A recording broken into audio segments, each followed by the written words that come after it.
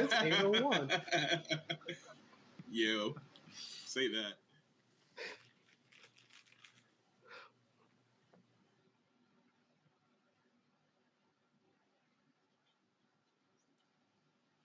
We have sound. Cool. Okay, so take two. Like, wait, hold on. Microphone check. Can Microphone y'all hear check. us up there? Yep, Can you guys hear us? Can you hear the living room? Can I get a "yer" in the chat, maybe? Are we outside? Yours in chat, yes. Okay. Yours in chat. Sounds you. Apparently there was a year, but it was like year. Apparently. Oh wait, we can hear now. There's a year in the chat. Okay. Yo, I cannot see the "yers" in the chats. You gotta read, my brother. You gotta read. Read what? I don't see this. I don't see it, man. Yes. I can see shit to Twitch chat, but like it's not. Nobody said "yer." They'll catch on. Oh shit, a raid? What up, though? There we go. That's what we're talking about. We got urine chat. Let's go. Alert. Ah, there they are. That's what's up. The vibe check has been passed. Okay. There we go. That's what I'm talking about. Let's go. We in business, baby. So let's start over. I'm gonna introduce myself, and I'm gonna introduce everybody else in the circle. My name is Nick. Follow my blade if you're nasty. You can find me at followmyblade.bsky.social. I am a 40-year-old black game dev from Connecticut. I make games about petting puppies and punching bad guys. So if you like that, get my games at followmyblade.itch.io. And I'm gonna pass the mic to Wally. Hey guys, how's it going? My name is Wally. I'm a TTRPG player as well as an illustrator. You can find me on my Instagram where I post most of my art at Stuck in Space. But for everywhere else, you can find me as Wally in Space on Blue Sky and my portfolio on ArtStation. The other place you can catch me is I'm a regular cast member on Rolling with Difficulty, where that's my actual play. And that's it. Happy to be here. All right. And next on the list is going to be Janie. Hi, I'm Janie. Janie Potts on Blue Sky, and I'm everywhere. So hopefully I post about it on my Blue Sky so you can find me. All right, cool. If that's it, then we got Ruff. Hello, I'm Ruff, also known as Ruffian. This is my first time doing tabletop AP. I'm just here to have a good time. You can find me at RuffianFGC on literally everywhere. I mostly only post on Blue Sky about tokusatsu in my camp and my other campaigns I run in my own time. All right, last but not least, my man, Sin. So I want to go back to the tokusatsu comment because I'm here for the common writer vibes. But we will talk about that later. That being said, hi, I'm Sinziak, your resident Hebe Sunflower person who streams, gets into the tabletop things, and writes a lot about why the world is the way that it is. Occasionally, also does quality tech industry rants. And also happy to be here today. Happy Juneteenth, everybody. Word, cool. All right, well, with all that said and done, we'll get into it. Well, today we're going to be playing Shinobigami. Shinobigami is a game designed for 1 to 5-ish players. It's really strong in bringing out performances from the players themselves. I, as a GM, am mostly here just to arbitrate rules and play NPCs. So if you're used to more traditional games, this might be a little bit of a newer experience for you. So with that said, I'm going to start with giving you guys the background, and then we'll start with our first scene. So, background for this, the setting's in New York, and a Kimiko Watanabe, she's a Japanese emissary. She's been targeted for assassination after the death of her husband, Andre Wallace, not to be confused with Andre Diamond, who's being played by Wally, and their son, young Kabuki. Their half-black rapper / social activist was shot by a Latino cop during a routine traffic stop. The assassination is planned to take place during a peace protest held by a collaboration between multiple activist groups. The perpetrators are posing as ICE supporters looking to start a race riot between the Latino and Black communities and are planning to use the ensuing chaos as a cover to get close in on their real target, Miss Watanabe. They intend to do so to reach their true goal, inciting a war between America and Japan. all groups involved in the Shadow War have temporarily ceased hostilities in order to prevent this tragedy from occurring. The Shadow War, for those that do not have Shinobigami, is just the background stuff where everybody is in a ninja clan and they all hate each other for the most part. But for this instance, because there's greater stakes involved, they decided to squash the beef. And that said, we'll go into our first intro scene. The intro scenes, basically, we do these to give us a brief glimpse of the day-to-day life of our ninjas in regards to how they kind of operate in this environment. So I will start off with Wally. Give us an intro scene. We cut to tall gentleman hunched over his moped. He's rather inauspiciously clad with a well-worn tech jacket. It's red on the sleeves and a faded diamond symbol on the back. Cigarette rests lazily between his lips as he takes a deep breath. Crowd starts to gather. He slips his hands in underneath his jacket. A cold, sleek kunai carefully concealed within its folds. Andre exhales. Black smoke billowing out of the corners of his mouth. He squeezes the handle of the kunai briefly and lets it rest before he slips it deeper into his jacket.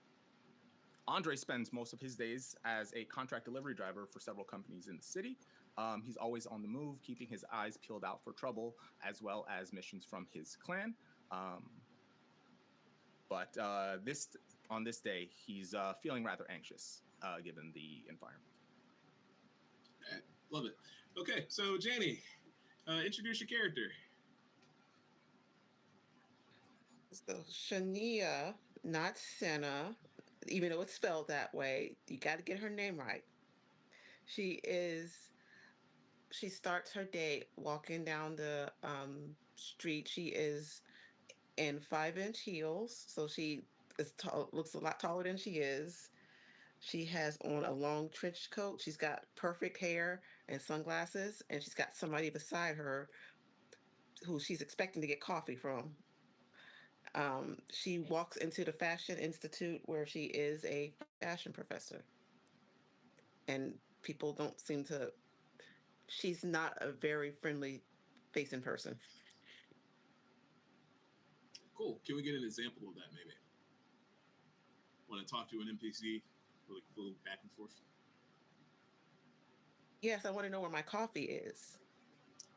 Oh, Miss Senia? Miss Senia? Shania, oh my god, I am so sorry. Oh, no, you got to get it right. Let's start again. Where's my coffee? Shania, your coffee is. Oh god, I had it right here. It's in the coaster. It's. No. How long have you worked here? Not long enough to confuse your coffee with a compressed air. I don't drink compressed air. So either you get me my coffee right now, or you can find another job. He mumbles something about, like, clearly you do because you've been gassing yourself a lot to be talking to me like that. What the fuck? This is New York. But he does come back with the coffee and hands you the coffee just the way you like it.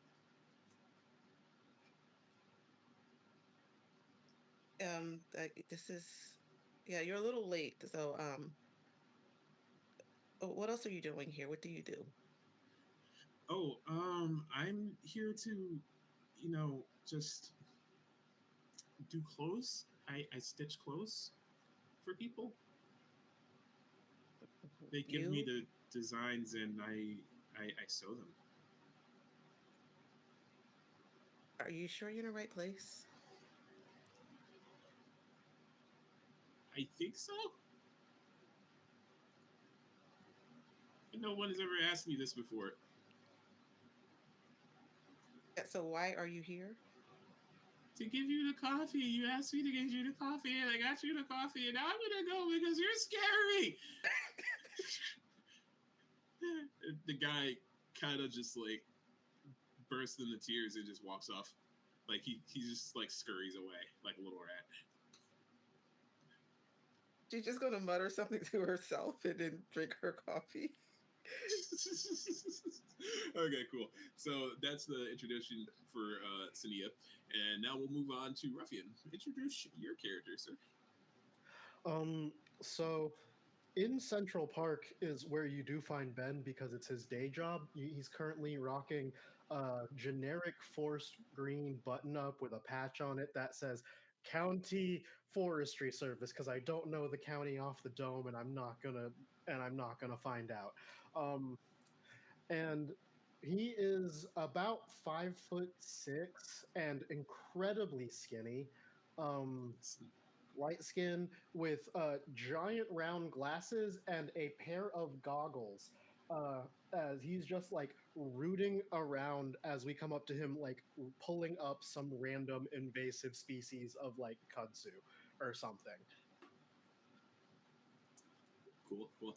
All right, so Sinziak, it's your turn, buddy.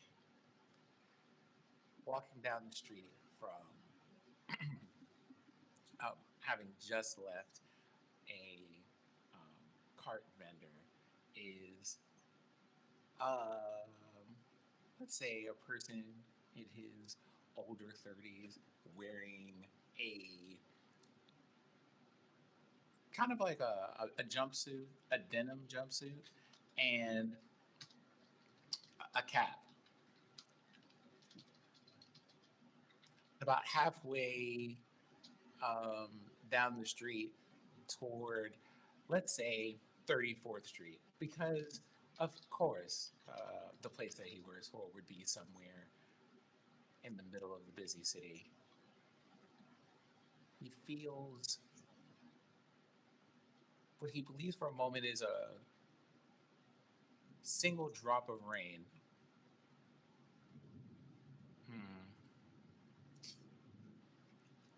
Wasn't expecting a storm today.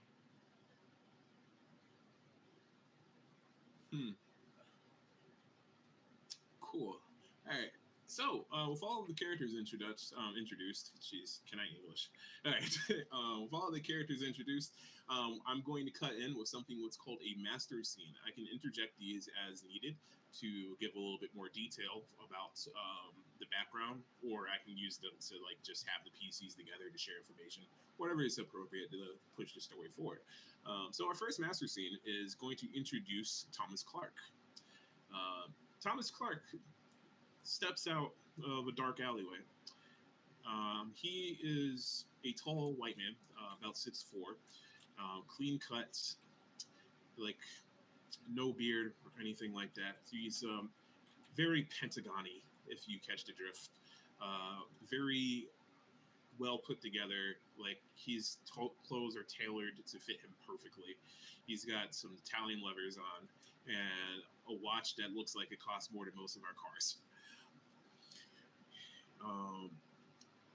He waits at the end of the alley until Ruffian walks by. Or Ruffian's character, Benito, right? Ben Lepido, yes. Yes. Mr. Lepido, a word, if you may. Me? Okay. He's just gonna slide in as nonchalantly as possible. You are one of the Oni, if my information is correct. Yes. How do you know and who are you?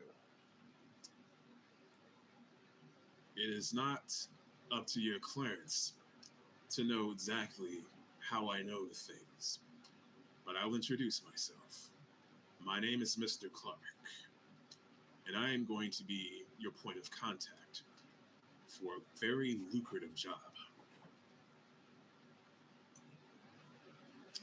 Follow me to this coffee shop if you're interested. There are prying eyes and ears everywhere.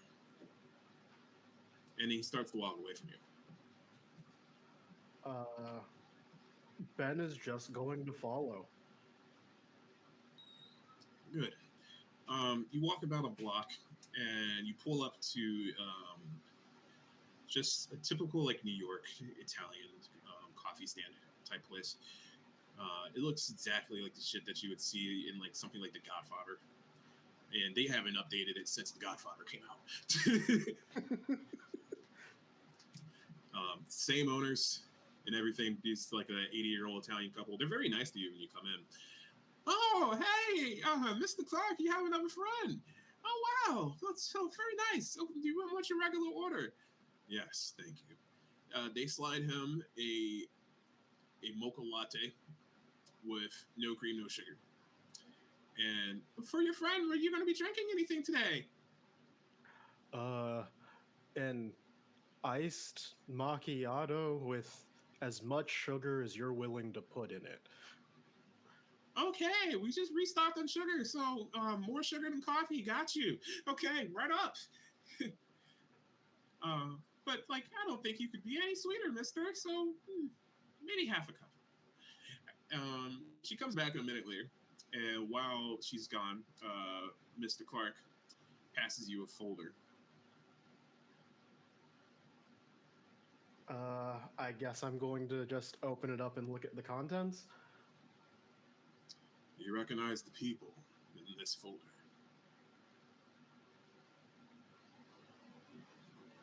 He thinks about saying no for a split second and then goes, I'm not gonna try to front with a guy with 2 fake first names. And just, yes. Okay. Then you know exactly what you have to do, don't you? If what you've written here is all you need of me, this won't be hard, but it will be odd. I'll call it. Good. He's gone before your coffee arrives. It's just going to sit there and leave you to your thoughts. I really don't get paid enough for this. You're not getting paid at all for this, and you know that.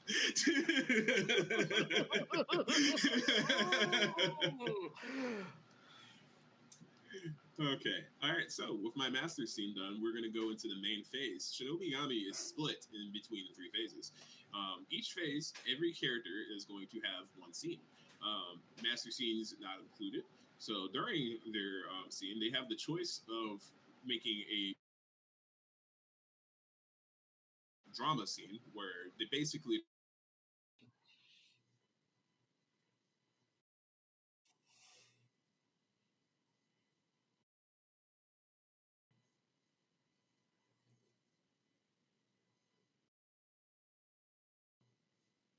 or an NPC if they know that NPC's location.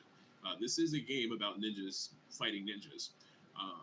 So in order for a combat scene to happen, they have to have the other character's location. So right now, nobody knows where anybody else is at. So before any of the fights start, we're going to have to start with a drama scene. We're going to go down in order. So Wally, what are you doing? Wally is just finishing up his lunch. He ordered Andre. Andre's finishing his lunch. Yes, Andre is finishing up his lunch. He got some ramen. He's in between 2 delivery stops right now. As he finishes up his lunch, he pulls out his packet of cigarettes, lights another one, puts it in his mouth, and he takes a good look around. I guess at the start of this day, so while he has a little bit of time between his next delivery, Andre would like to make some sort of check to find where the organizers of the protests are at this moment. Okay. You're going to have to describe it how you do it, and then I give you the roll. Okay. He's on his phone scrolling, puffing away at this cigarette. He's going to be scrolling through social media, checking through multiple posts, and look at sort of the major posts and or pictures from people surrounding that are anticipating attending the event. And he's going to try to use that information to try to pinpoint a location where you could probably find somebody setting up. All right. Give me like 2 seconds because I was slightly unprepared for this and forgot about the character sheet. You know what? You guys actually all DM'd me your characters, didn't you? So let me just check on that, and I'll get right back to you. My bad.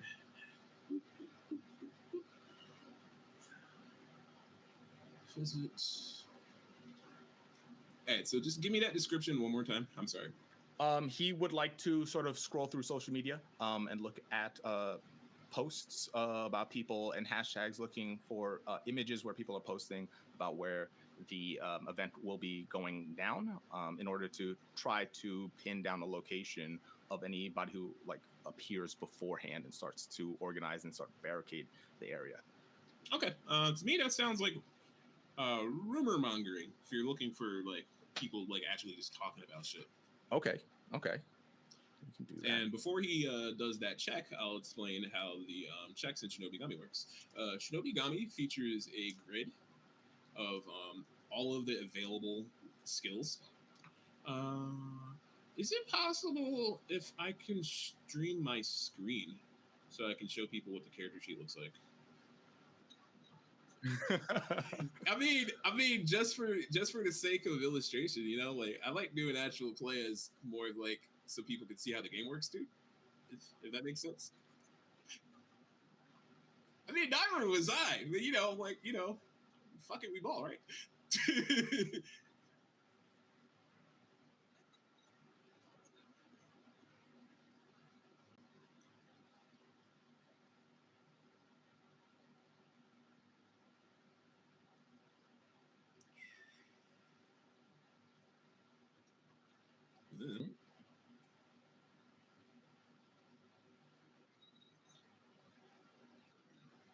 All right, don't worry about it. All right, but anyway, yeah. So it's a grid that has all of the skills, and the grid has multiple spaces. So what happens in Shinobigami is that if he has the skill, the DC is always going to be 5. If he rolls it, you don't roll against anybody else. But if he doesn't, he has to count spaces between that skill and whatever skill that's close enough that he can use. So, what's that look like for you? Do you have rumor mongering? I do not have rumor mongering. All right, what's the closest thing you got? I have concealment is right next to it, actually. Okay, so that DC is going to be 6. 6, okay, and I rolled 2d6 on this. 2d6. All right, here we go. I rolled exactly 6. All right, fabulous. So you get the location of Kimiko Watanabe. Kimiko Watanabe. Yep, she would be the organizer for the protest. Perfect. All right, cool. So you eventually find Kimiko Watanabe, but we're going to cut the scene there before your encounter with her. And from there, we will go to Janie. Janie, what is Tinia doing? Okay. Now that I've got my office empty of incompetent employees, so goodness.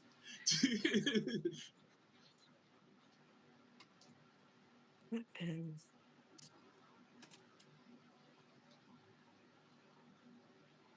my understanding,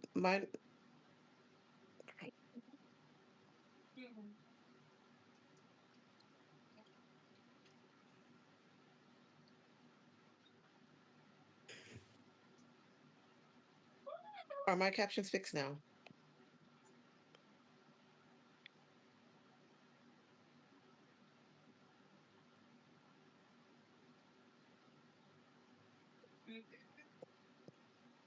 I am searching for trying to figure out how to word this.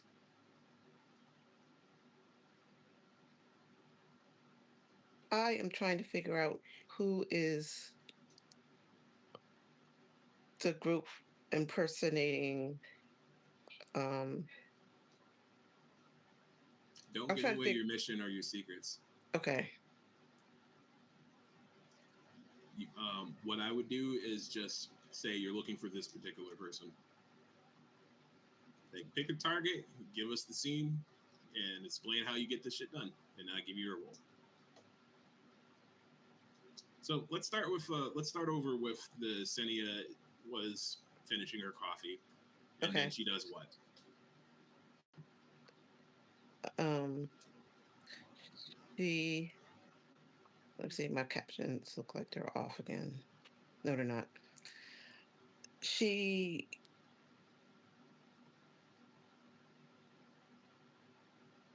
decides to. She's looking for information on where a protest is going to be. Well, the protest is going to be right outside of City Hall. You can find that information without even having to roll because it's been pretty much all over social media. Okay. Well, she wants to know who's. Does it say who's organizing it? That you're going to have to roll the rumor mongering for. Okay, I want to look at the who's pulled the permit for it. Ooh, who pulled a permit for it? Interesting. Ooh. That would be investigation.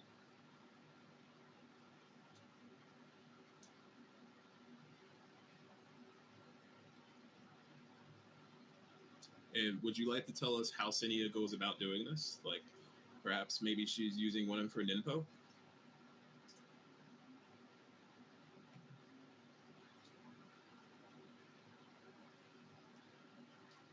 Or perhaps she's using some of her contacts or something to get the information for her. It's all about just giving us the dirty details, like as much detail as you can get, so people can like really get a good picture of how Senia operates. No, she's going to call. She's going to no. She's going to go to where the permits are, Mhm. and she is going to um try to get service. Okay. Get some good customer service. All right, so you pull up to City Hall. It's not very busy right now. There's a receptionist at the in the front lobby, and she looks like she's just scrolling through social media and being more or less oblivious to the people around her. What do you do? Excuse me, I need to know who's I need to find out who's pulled a permit. Oh, ooh, permits. Oh, what department is that? She starts flipping through the directory, and she goes, "Okay, cool.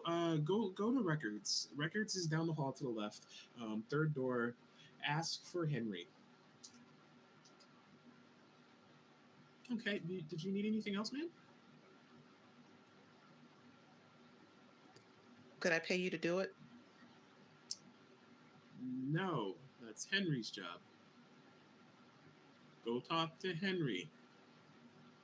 Before she And even then finishes she talking, she turns just around and storms stares at out. her phone and it starts ignoring you. So you're storming out of City Hall. No, just the room so I can go down the hall. Okay. I was gonna say, okay. She doesn't seem very effective at her job. She's that flustered. All right, so you get down the hall.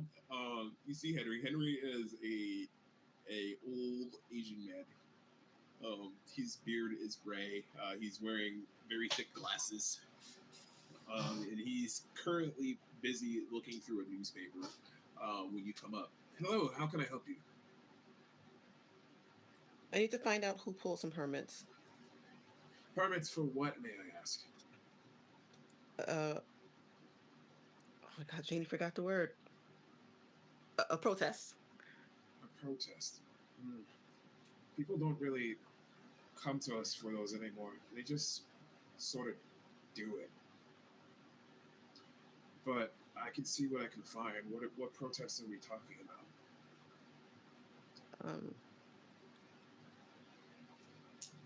The Watanabe's, maybe. yes. All right, so I'm going to need you to roll investigation to see if you can kind of get him to start working faster, because he starts dawdling about it. And it's like, oh, okay, it might be over here somewhere. Really, just, oh, cheese and crackers, just these kids and their fucking needs today. I got 9. Okay. Oh, all right. Fine. Clearly, you're being just impatient about it. I'm here, Watanabe. That's your address. Did you need anything else? No. All right. Fabulous. Cool. All right. Oh, jeez. Well, if you don't need anything else, I have some paperwork that I have to get done. You know, it is just municipalities and business and yada yada. Oh, yada yada yada yada yada. Okay. Have a good day, man. Bye.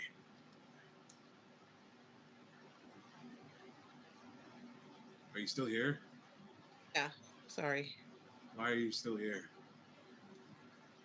I did my part. I'm checking something. And she's just going to check something on her phone, and then after she's done, not 1 second before she's finished what she's doing, she will leave. Cool. All right, cool. And then we're going to end the scene there, and then we'll move on to Ben.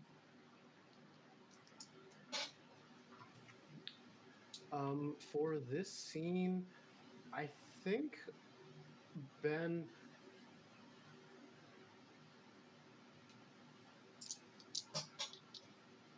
is going to use his abilities to find the location of Sin's character, whose name I am blanking on off the dome at this exact moment. Abanachi. Amanaki. That's right. Yo. Wait, Amanachi. Wait, Avanashi. Literally pinned it in the Discord, gang. Come on, you got this. Lock in. It's absolute. You spelled it wrong in Discord. It's Abadashi, but here it's Abadashi. Yeah, Abanashi. Yeah. So I am using my pretty normal means at this point, because they're just best designed for tracking people in an urban environment in ways that they don't expect, regardless of their abilities. And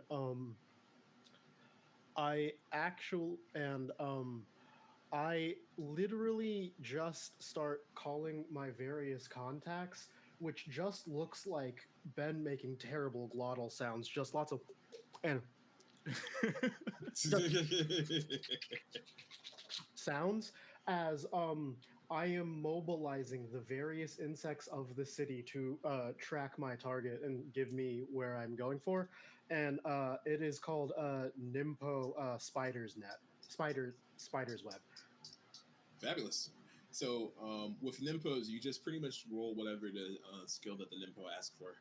No, this is not a real Nimpo. Sorry, this is an in-character Nimpo. Sorry. Okay, cool. Like Nimpo, Spider's Web, as he sets out all of his familiars. All right, cool. I like that. So let's go with nature. Nature. Okay, this one's going to be an A7. I got an 11. All right. Nice.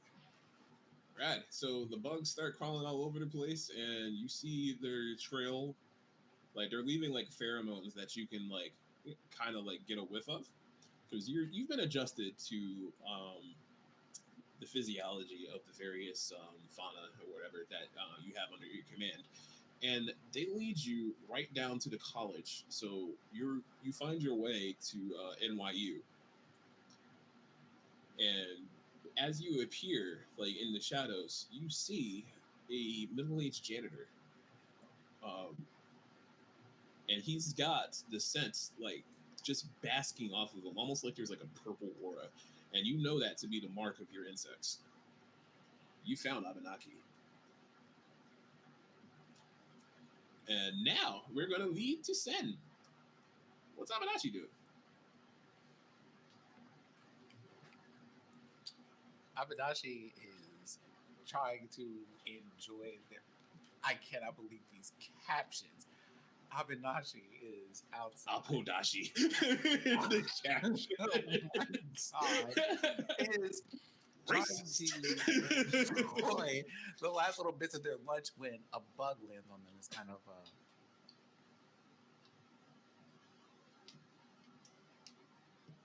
torn between being friendly to the bug and being like, hey, this food's not for you, and being like, now wait, what are you doing here?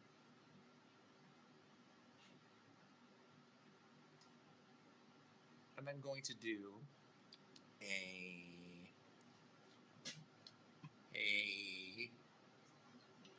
okay. I am going to wait. Does that? It doesn't. Noted. I am going to try to. I would like to use some ability to try to trace where this bug came from. So, do you have any Nimpo that are related to tracking people like that, or would you like to just do a skill check? I do not have, unless I make one up. I don't have one. Yeah. All right. So let's see. Let's tell me how you go about it. You know something? We're gonna make one up. Here's what I'm going to do. The Nimbo I'm going to use is I'm going to take like a paper, like reach into small, like kind of like a fanny pack about that size that they carry. I'm gonna pull out a square piece of paper. I'm just gonna start folding the paper until it is crane shaped. So it's crane shaped. And I'm going to go. I'm going to leave this on the edge of my finger and place the bug on it and go, why don't you see our little friend home? I'm into it. So let's see. I'm thinking, what does that sound like to me? If I may make a suggestion, go for it. Can I make this a Kodadama check? A Kodadama? Yeah. Yep. That sounds good. Just write a character, because this requires me to do this. I write a character, and the character that I write is a character that would mean to seek or look for. All right. Okay, let me see. So that I don't have that, but I have a skill that's right next to it. So that is a check of 7 for this.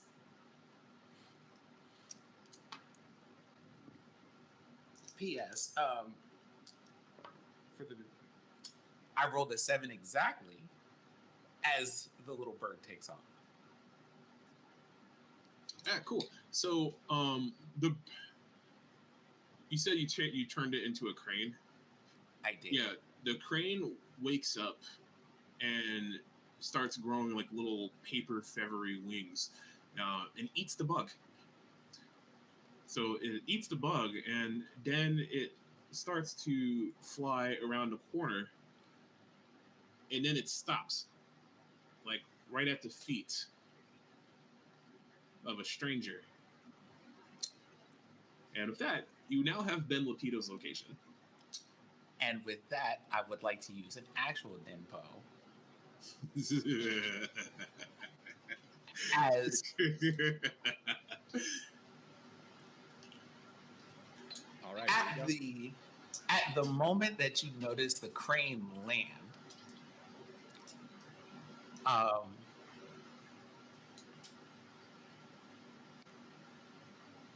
how do I want to do this?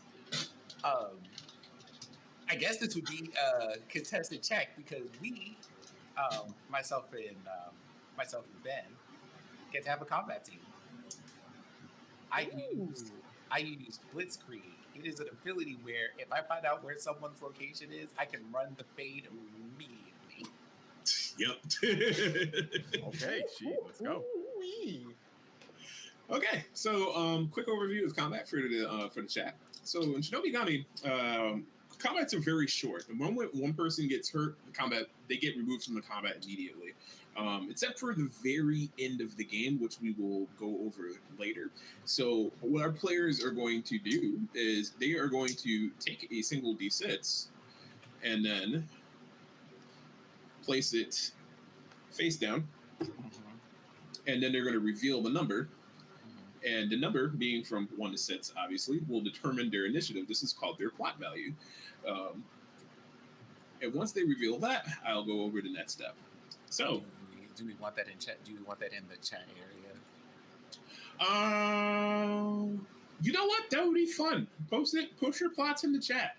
Okay, like in the Twitch chat or Discord chat? In the Twitch chat, just so everybody can see it. Okay. I guess we're gonna do this on. I guess we have to do a countdown over here. Yeah, I was about to say. Right. Ninjas, get ready to fight! Let's go wild! 3, 2, 1. Blast off!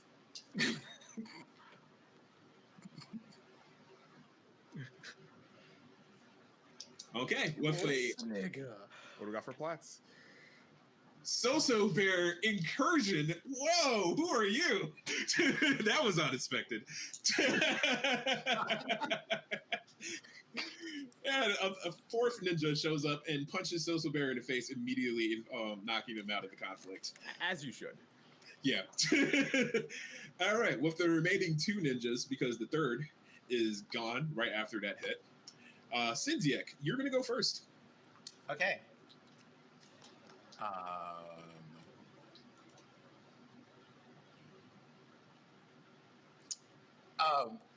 I guess okay. So I'm going to use the close combat Nimbo. Aren't I out of range for that? The range would be 2. Because for range checks in Shinobigami, their plot values, it's the difference between the plot value. So this close combat Nimpo would be, I believe it's 2. Close combat has a range of 1. It's a range of 1. Okay, so you're actually not close enough for that. Yeah. So when you say I'm like, as in the difference between this and this is I have to have things that have that range. Yeah, it has to be higher than the range. It has to meet or exceed the range.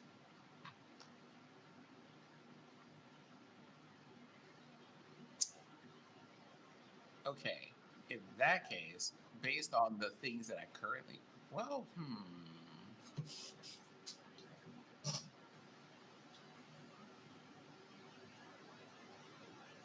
So both of these things have a range of 1, but one of them is a ranged attack and the other one isn't. So, ooh, that's weird. You have a ranged attack that's only got a range of 1? I think so, unless I read this wrong. Which, wouldn't be the strangest thing that's happened. Let me go check. Yeah, like that feels off.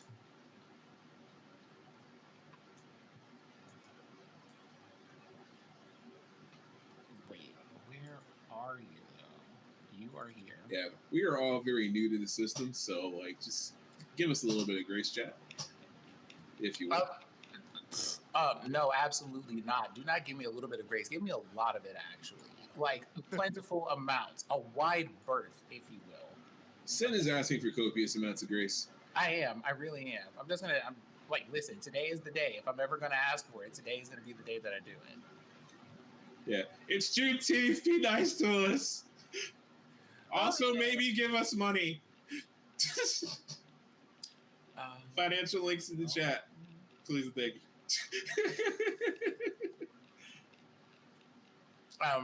And of the people that we're going to suggest while I'm checking this one thing here, I would suggest that you slide some of those coins over to your friendly neighborhood producer over here, making the things happen behind the scenes. Yeah. If you have ranged combat attacks, then that range is 2, so that would actually be close enough. Okay, so fun fact: there is exactly one attack Nimbo that is a range combat attack that has a range of exactly 1. That has a range of what? Of 1. I'm gonna do it anyway, but I just want you to know. But you can't target him with it. So now I'm just going to have that one instead of just doing the cool thing I wanted it to do. I'm gonna have to give you a whole monologue. So the monologue is now. Oh Jesus! You were looking for something.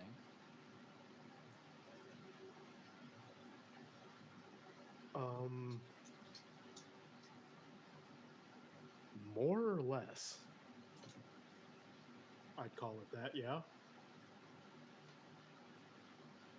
So I'm gonna say that for the interest of time, Sin can't target you. So it's your turn. Okay. Upon sensing this hostility and again being found immediately by a dude who literally both ate my scout and summoned a weird little guy to come find me, which is my thing, I am going to, quick as a flash, take out a very small needle, prick my hand, and then toss it at Abanashi as I call out my attack because you have to or it doesn't work. Yes. As I go, Nimpo, blood-seeking bug hell, as I throw a little needle with my blood on it that the bugs are all going to attack and jump you with.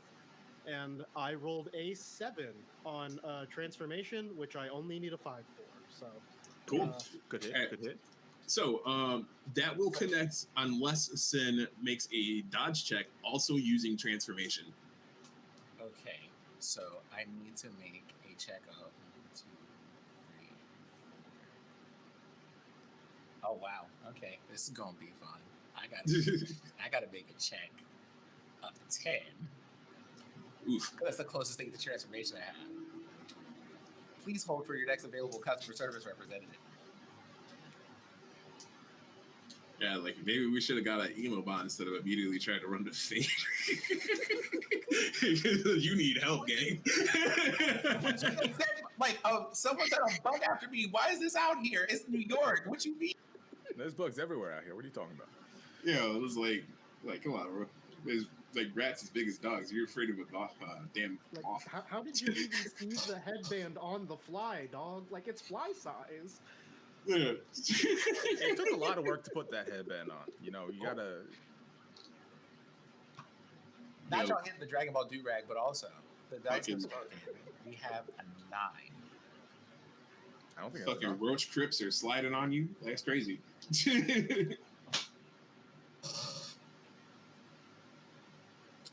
Old man Abenaki ain't as fast as he used to be. Motherfucker just wasted all his energy just trying to do the blitzkrieg. He's like, got your ass. Wait. Hold up. You ain't so fast. You walking with a snap. Oh, God, my back. No, listen, I said it was rain earlier. My joints hurt. Ninja down. I need an ibuprofen. But all of that to say, I came just one shy of 1 on that check. Ooh, yeah, ninja down for real. So, is that ranged or close attack damage? That is 1 close combat damage. All right, cool. So, with close combat damage, every for the chat, the grid is also divided up in between several columns, and each column has a list of the skills. So what Sid is going to do is roll a 1d6 to determine which column gets cut off for the life point that he loses for this attack. That was a roll of 1, which would be the tech column. Yep. And so now, until Sin gets that life point healed, every single skill from the tech tree is completely locked off to him. And so, Sin, why don't you describe how you gracefully buy out of this fight?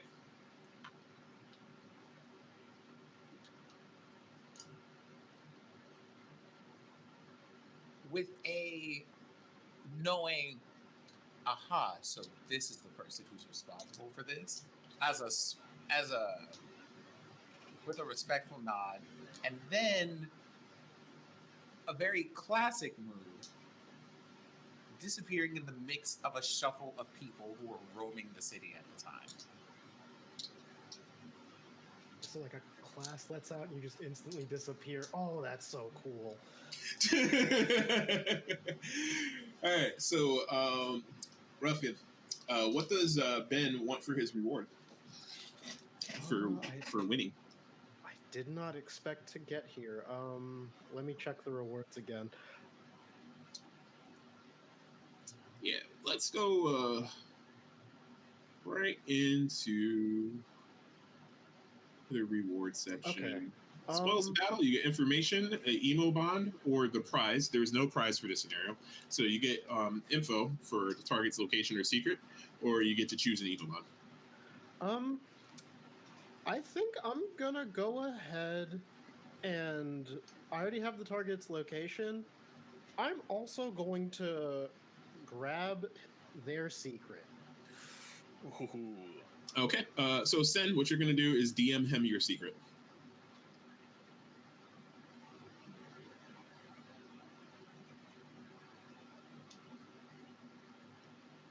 Let me know when you got it.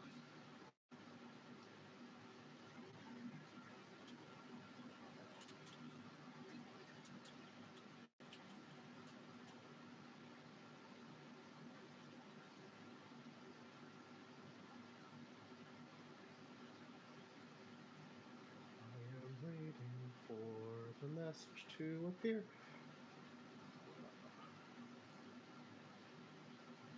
Oh, game chat. I see. Oh wait, nope. Wrong chat. There it is. It's a secret. Why do you think I put it in there? Yeah, it's kind of the DM, dude. You can't share the secrets of everybody else. Okay, that is good to know. All right, fabulous. Okay, so with that, part one of Shinobigami Icebreaker has been concluded.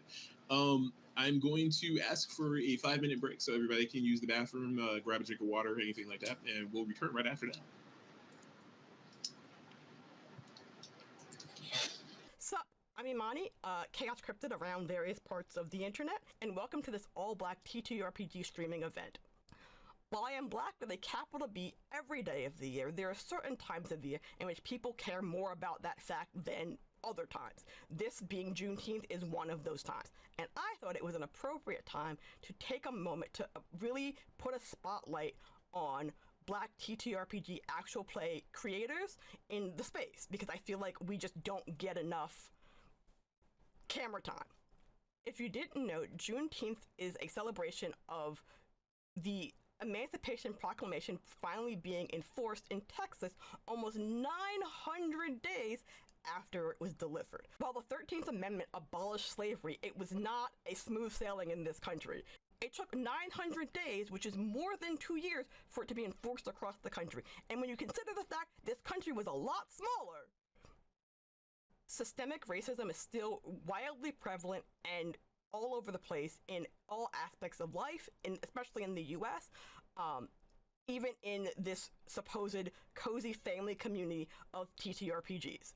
And I organized this event explicitly to put black TTRPG actual play creators at the forefront, like on camera, 100%, no hold bars, no caveats type of thing. And also because I firmly believe that the best way to support creators of color is to directly support them, which means giving them actual money, putting money in their actual hands. While money will not solve racism, it does make things easier. Because this event was implicitly organized to put money in black TTRPG actual players' pockets, there is not a charity event for this. Rather, there's a series of links to each and every GM and player's platform of choice where you can monetarily support them. There will be over 18 hours of content that you can watch and enjoy today, and later on it'll be uploaded to YouTube so you can continue to watch and enjoy these players and GMs do what they do best. I want you to look at these tables, look at these GMs, look at these players, and understand that we are out there. We are here and we have fun. We are part of this hobby just like everyone else, and if you don't see us at tables, wonder why. Ask why. You can't say that we aren't here because thank you for tuning into this event. It means the world to me that people saw my silly little post about a Juneteenth event, an all-black Juneteenth event, and ran with it, and here we are with, like I said, 18 hours of content and over 30 black people directly involved in this event. But remember, words are nice and good and kind, and I love them. I love verbal support, but also directly supporting black people is the best sort of action you can take. Hey, welcome back, guys. We are still playing Shinobigami, Icebreaker. Last we left off, Sin jumped rough and got clapped, and now he has to go lick his wounds. We have the locations of a couple of our characters. Secrets have been poured out, and coffee has been drank, and some servers have been mistreated. So we're gonna go back and take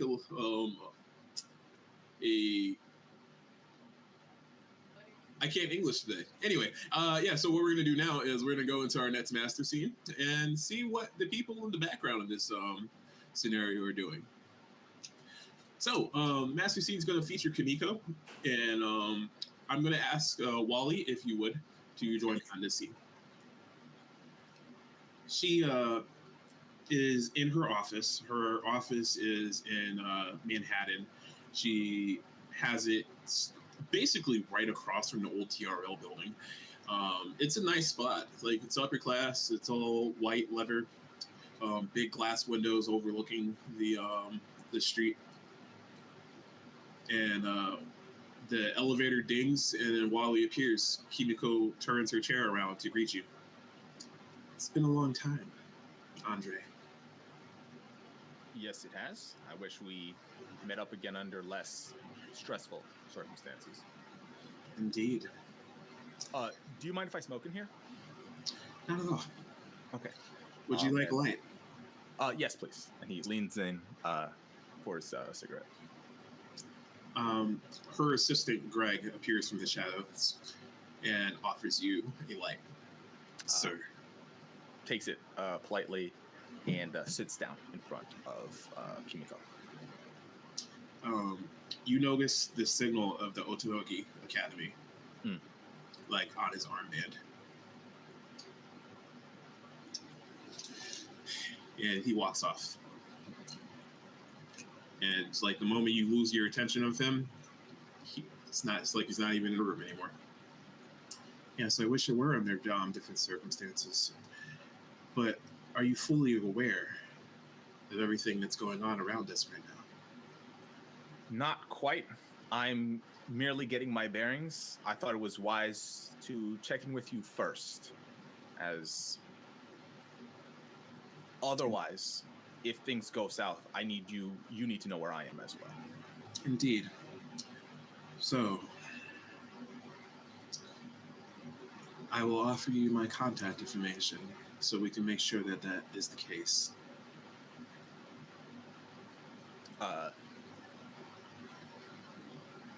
Andre will do two things.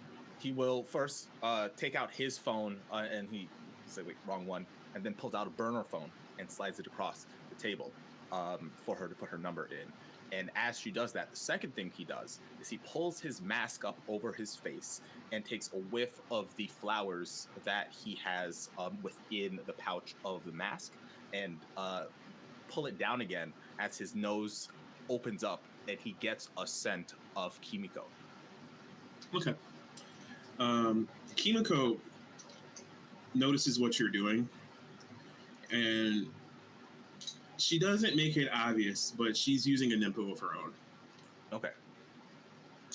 And let's see. For her, I'm going to roll a sleight of hand check for her. Ooh. She got a 6, and she has that skill, so it's 5. Okay. Would be the target number for her. She learns your secret. Okay. And in exchange, you give her your location. If that's fair. Yeah, that's fair. There's no way to contest that at all. I mean, you can if you want to. If you want to roll something. You did give her your cell phone information, so like. Yes, I'm not. Location is fine. Is there a way for me to prevent her from getting my secret? No, not with that roll. Okay. All right. That's fine then. Yeah. Now as we go back into our chat, just remember what your secret was. Okay, yeah. I see. Are you sure I can count on you? A shot of redemption is all I ask. Not trust. Redemption. Okay. Well, I don't think I'll ever be able to trust you, but maybe I can forgive you. But for now, I'm going to need you to get out of my office. Greg, you can show him the door. Greg materializes out of nowhere and then puts a hand on your back and just gently guides you to the door. Can I brush it off and stare at Greg for a moment? It says, watch where you're putting your hands. I can see myself out. You should watch where you put your gun. The second I get sort of out of arm's reach from him, I would also try to do the exact same thing and try to slip into the shadows. You succeed. And I leave. Yep, and you're gone like you weren't even there. Yes. Trying to do my thing in front of me? Really? God dang. Fucking lost ones. There's a reason they haven't been accepted by any other clan.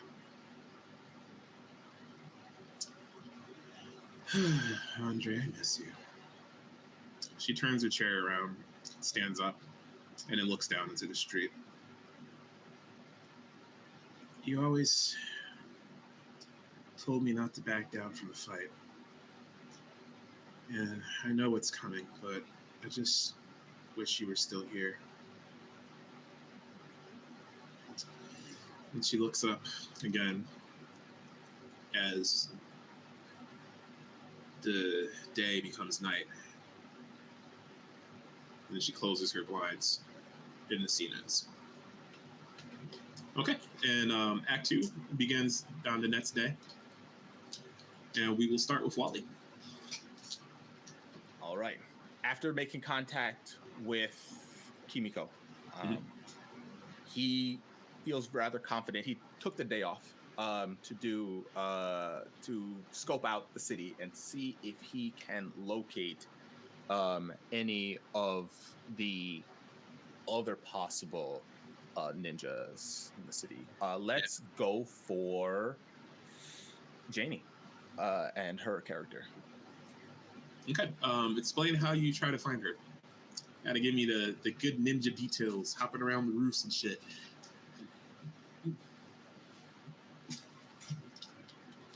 Andre is a delivery person, so for the most part, he understands where most things go throughout the city. You know, every once in a while he'll catch whiff of a weird delivery, like, okay, something's going down there, something's going down there. But in this particular instance, he's looking for a strange delivery that would have dropped off an item that he knows that most ninja use. And he'd try to like go through the list of deliveries that he has between the various agencies that he works for to try to pinpoint the location. Ooh, I like that. All right, so let's see. They're doing delivery stuff. I'm going to say this is probably going to run more towards your knowledge of cooking than anything. So give me a cooking check. Cooking, okay. All right. My closest skill here is survival.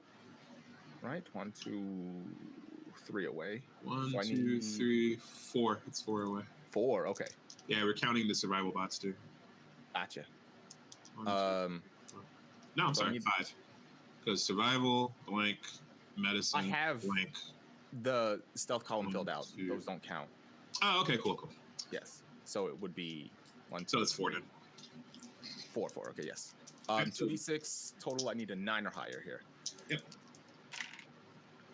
One of them is 6. That's an 11 total. All right, cool. So you are able to like figure out like by watching all of the other delivery drivers in the city, like you're hopping around and just basically light speed going from rooftop to rooftop to rooftop, seeing every little car of like an Uber Eats like light or whatever, and finding like where they are, and using your eagle eye vision, like you could see that there's traces of what might be soma pills, like in the orders, or at least the ingredients to make one. Okay. And you find that they're at the NYU Department of Fashion. Interesting. A school. Can't imagine what the cover would be. Probably fashion designer. I don't know. Don't ask me. I'm just the voice of the sky, baby. But yeah, you now have Cinea's location. Okay. All right, cool. And with that, we're going to go to Cinea.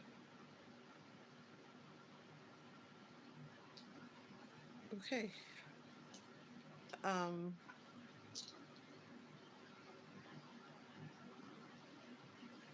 Did I completely forgot. Did I get the information about who was You got Kimiko's location.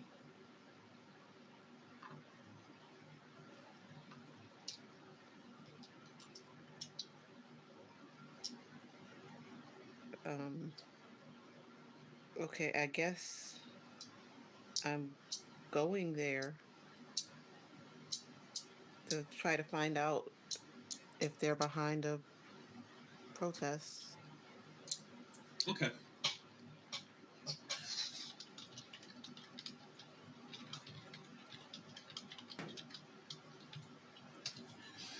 So you find her office in Manhattan. It's exactly the same as I described it during the master scene. So, white leather, gold trim, all that like really high class fancy shit that you would expect somebody like rich and overly obsessed with cleanliness to have as their decor. Do you sneak in, or do you just try to force your way in with your stellar personality?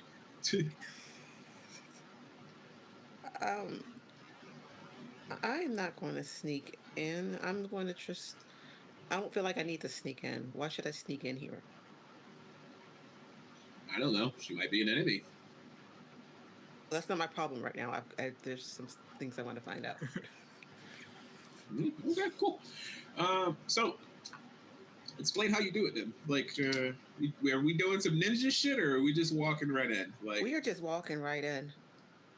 all right, we walk right in. So, you are on the ground floor of her building, and you meet yet another receptionist who is not paying attention to you. Does the elevator have a code or anything? Does it? That's up to you. When you're the scene player, basically all the answers are yes. The only thing I do is give you what to roll, and that's based on what you tell me about your actions. Okay, well, I guess I'll tell the receptionist. I'll tell her the room number or where I'm going, and then I need to get up there. Miss Watanabe has been expecting you for a while. It's going to be floor 8, room 16. Okay, what's the elevator code? 3214. Then I just walk past her and go up. All right, so elevator dings, and Kimiko is sitting at her desk. The chair is already facing you. Who are you, and how can I help you? Did you set up this protest? I did. What are your motivations? Why? Well, I wasn't expecting to do an interview today. Who are you working for?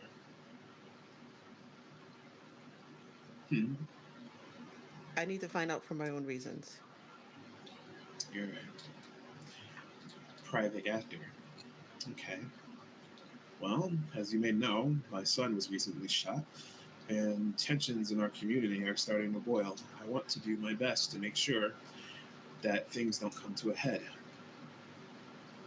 Are you here to stop me or help? Either way, I'm here. I will face you. Either way.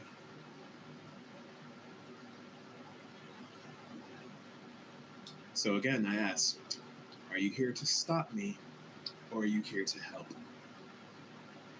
I'm here to help. Good. So, then what I could ask of you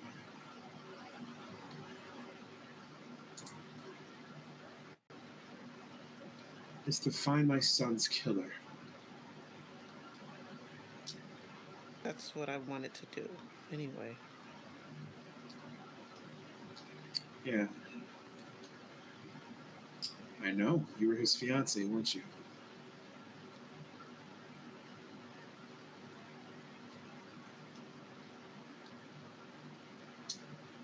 You don't have to answer that. But I had a feeling. He didn't tell me much about his personal life. But anyway, find my son's killer. He's going to be able to help you stop whatever's going on.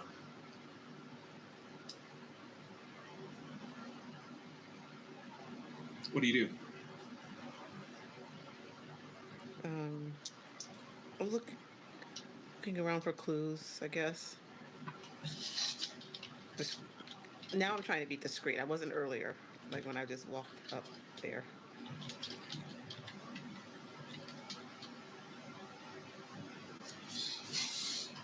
So you're walking around her office and you're looking for clues? Yeah, I'm pacing back and forth and trying to discreetly look for clues. Okay. Give me an infiltration check.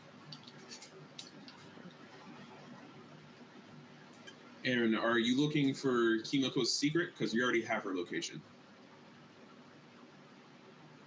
Yes, her secret. All right. Alternatively, you could do an emo bond with her if you want. Okay, I'll do an emo bond because I haven't done one of those. All right, cool. So roll your infiltration check. That's 8. It's going to be an 8. All right, let's see it.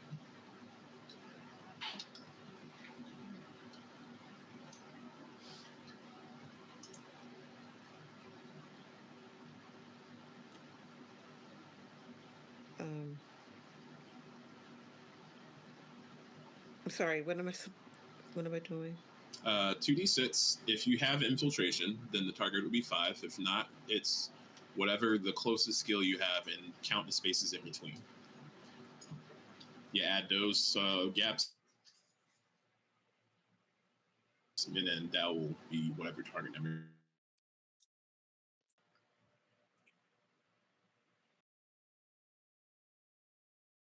Which thing is that under?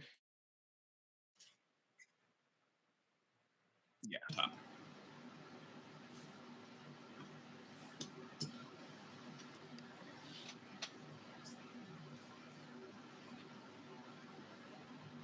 Okay, I don't. It's 7. You'd be using medicine. Okay, so you said it's 7?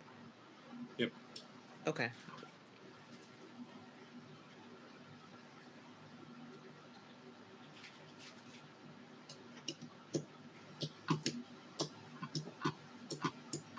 and I rolled 8.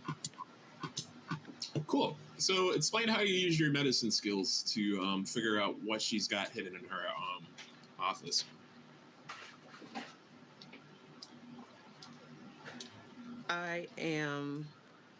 Since I have these medicine skills, I am looking for, well, I look at her, or look over to see if I can see any thing that could be a symptom of something. And then I look around to see if I see like a book or a medical book or a remedy book or. Okay, I got you. All right, so you look at her and you see that she's sweating a lot more than what would be normal for the temperature, or even for someone of her age. Kimiko's a bit young; she's maybe 45 at best. And so, as you're looking around, like your senses kind of guide you to a cabinet that is ajar. It's the bottom cabinet to your left, and you can glance at the cabinet and spy that she's got some antidepressants in there. You're able to kind of like almost sleight of hand the label, and you get an address. But just off the top, the address doesn't really mean anything to you. But knowing that she's definitely hiding something else, you can roll on the emo bond table and see what kind of bond that you make with her.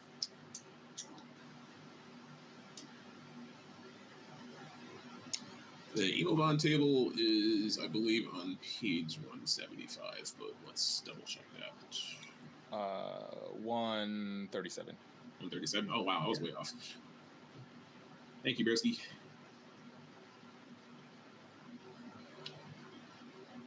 Yeah, so it's a 1d6. And she will also roll a 1d6. She rolled a 1. She's going to take negative towards you. And so she has a bond of mistrust with you. And Janie, if you want to also roll the 1d6. Got a 3.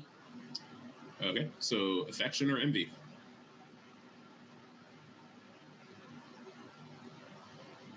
Affection. Yeah, cool. Make sure you write that down. And we will continue from there. So from Janie, we're going to go to Ruff. What's Ben doing? Now, are we doing a drama scene or a combat scene? Ben only has the one location, and as tempting as the run back is, I think I'm going to hold off for a little bit, because I am going to try to get some information out of Thomas Clark. So, I cast my Nimpo Dragonfly Burner, and a literal dragonfly just appears with a random burner phone and just drops it off for me that Clark also seemingly knows how to contact because he's a weird government spook. He very much is. That's one of my favorite types of characters to play, to be honest. All right. So let's say we're gonna give this something from the tech. Let's call it. Oh no, not tech. Maybe scheming sounds a bit more right. Ooh, this one's kind of hard to judge. Give me a little bit more information on like how you're approaching this. I am. Because I know that Clark has to be in the area because of the way he's conducting everything else, like he can't have gone far, he has to be in the city. I am using the phone call to cross-reference like the sound of his voice and the vibrations and like the way he's going to intonate, all those things that like these bugs are going to be able to detect on even subsonic levels, and just send them throughout the city to find this motherfucker. Can I? You know, Can I'm I at a go for loss. clairvoyance? Give me a suggestion. I was about to say, can I go for clairvoyance? Yeah, that sounds good for me. That one is a scrape 5. I immediately cocked one of the dice, but I rolled a 5 on the other one. It don't matter. 10. Nice, Fabulous.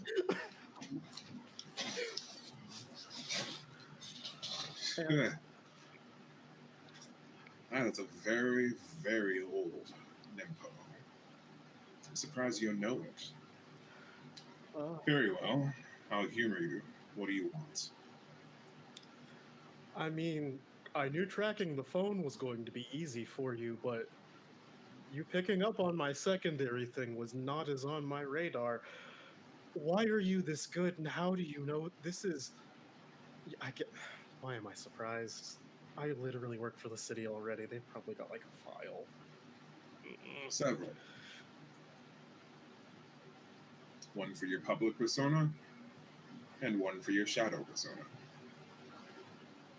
I applied as a normal person. I thought I was...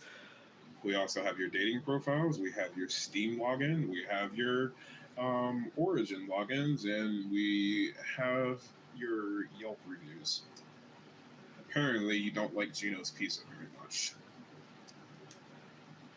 It's not that I don't like the pizza. It's that the owner just gave me the stink eye. Look, it's a whole thing. I see what you're doing. I probably don't, actually. But, look, what I do know is this. I've got this job, and on my honor, I'm still bound to it. Of course. There's more depending on this job than you ever can understand. Sure. And even in a world without this job, I will find you, and I will be able to keep tabs on you. Try escaping the most bounteous life on this earth, motherfucker. If you think insects are enough to stop us, or to even find us, there is still much more that you need to learn about the art of being a shinobi. But you amuse me.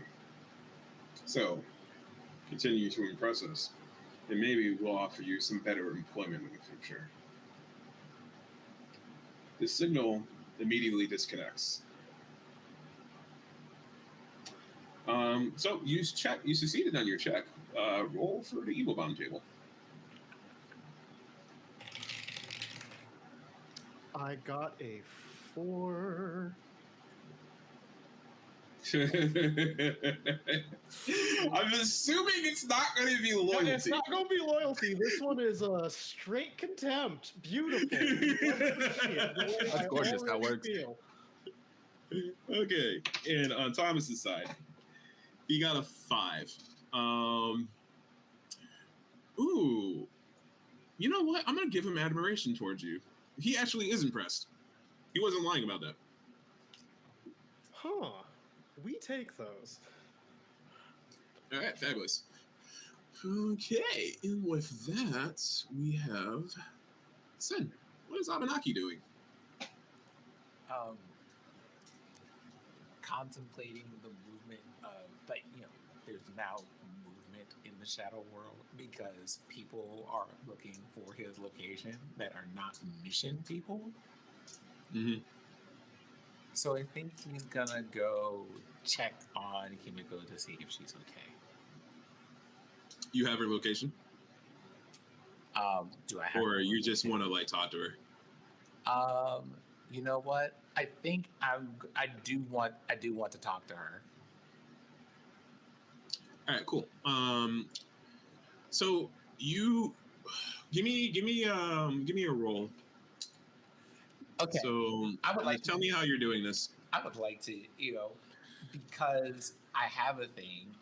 This is the hoping that I'm able to use this old bit of contact. Well, I've been keeping up with her over the years, so hoping that the most recent information I have still works because I have contacts.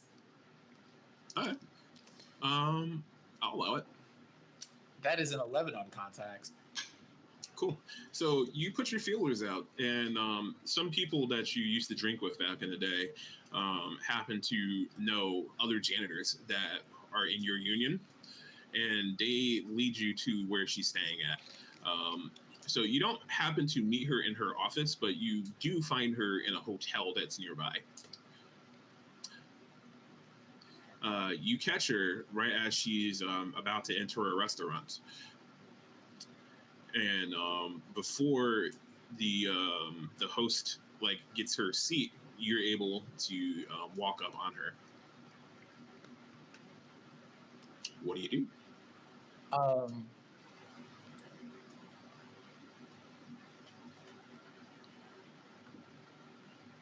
Catching her on the way to the restaurant. I hear that the salmon thing here, the salmon and asparagus, is exquisite. Specifically at this place. Surprising that it would be in a hotel building and not in some Michelin star restaurant or something like that, but you know how that goes. Honestly, I prefer the Rubens. They remind me of my husband. He was a simple man. Anyway, who are you, and how can I help you? Apparently, I've been drawing a lot of attention lately.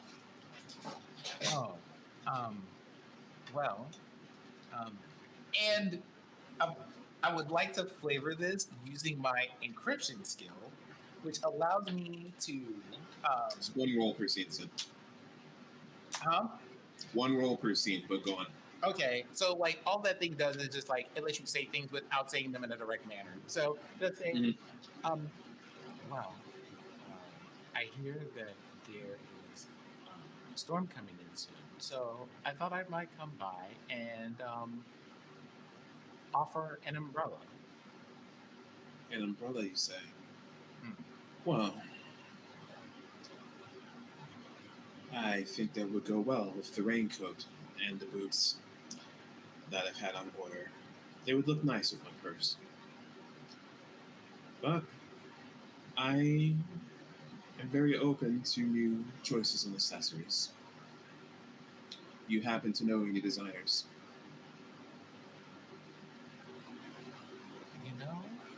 We have had one very promising designer enter one of the local academies.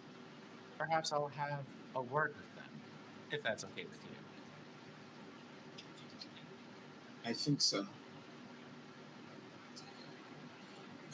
Guys, remind me, does Kimiko have Janie's location? I don't think so. No, I don't think so. I think Janie was the one who got information about Kimiko. No, they formed an emo bond. They formed an emo bond. Yeah, so she doesn't have her location. Okay. Well, I couldn't really tell you. I did get the location of her when I did the first round. I got her location. Yeah, you have her location, but she doesn't have yours. Mm-hmm. So I'm just making sure that Kimiko can't info share that with Sinziet. Yeah, I've met her, but I couldn't tell you where she's staying right now. But if anything comes up, I would be more than glad to help you out.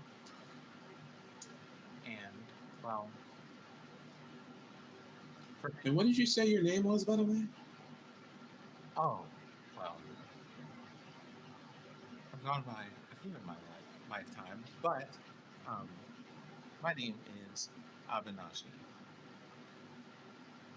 Abinashi. That's a peculiar name. Where's your family from?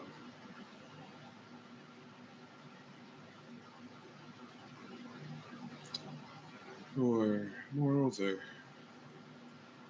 who trained you?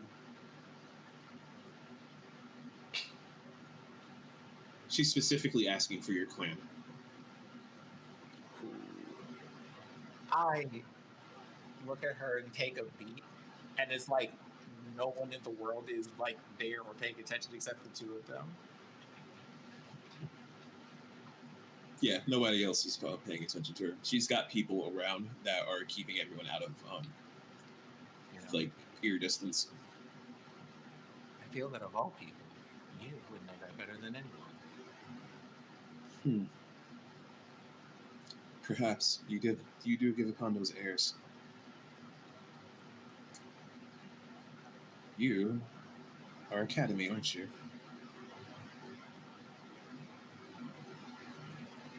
I give a firm but respectful nod.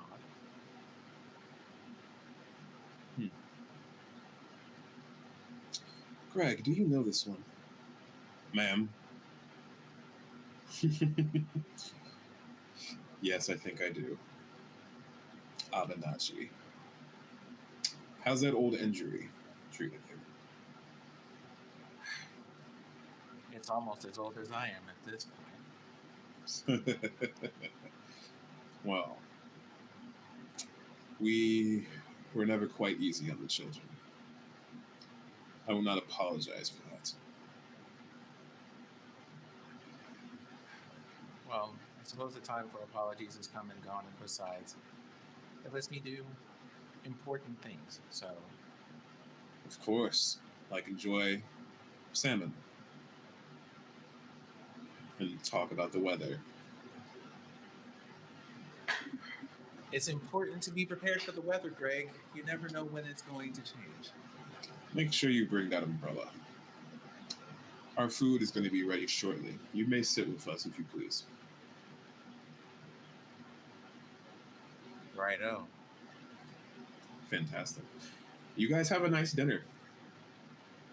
You were looking for an Emobon? You know what? I will take an Emobon. I would love that. All right, cool. Roll. She got a 2? I got a 1. Kimiko got the 2. She will have a bond of friendship with you. Yay, friendship! Hold on. What is that little Emobon chart? It's on 137. So for the 1, it would be empathy or mistrust. Oh, definitely empathy, because, Reasons. Mm-hmm. Yes.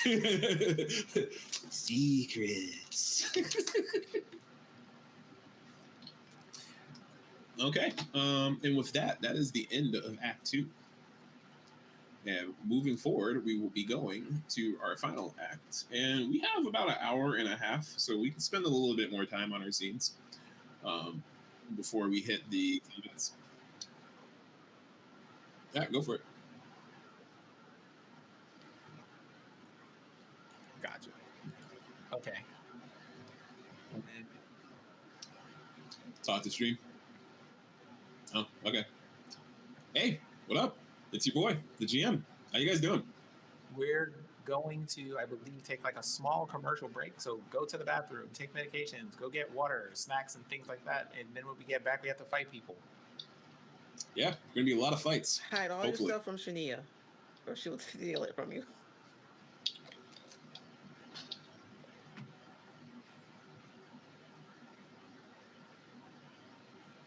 Nick down. Nick down is crazy. No, the chat log's gone. I wanted to read what the chat was up to.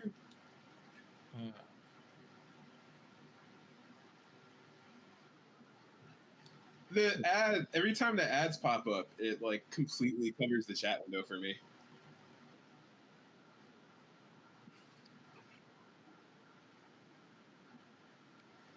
Hell yeah.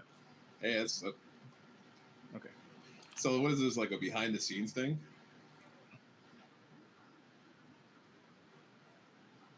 Yeah.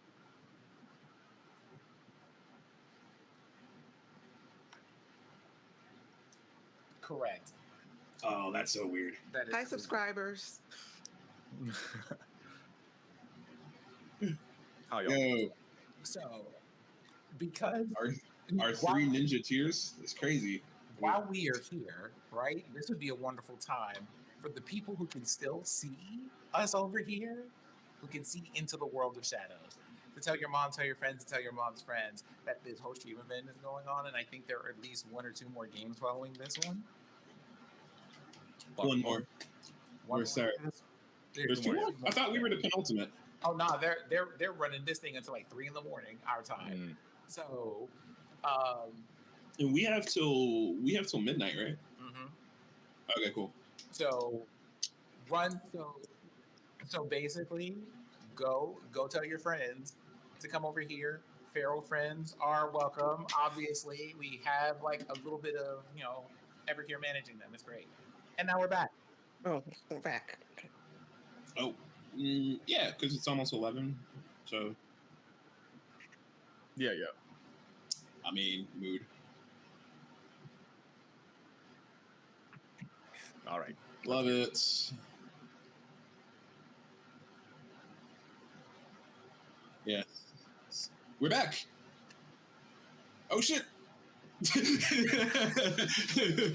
Oh, you caught me with my pants down. No! But why is the ad still popping there? That's weird. I still have ad. Sometimes Twitch has a delay of several seconds. So you could... Yeah, no, we're good. Yeah, like, it's giving me, like, a 40-second break left. On my end. My Twitch does that on some, too. It's just... And then sometimes weird. they don't run ads back-to-back because it's evil, as one does.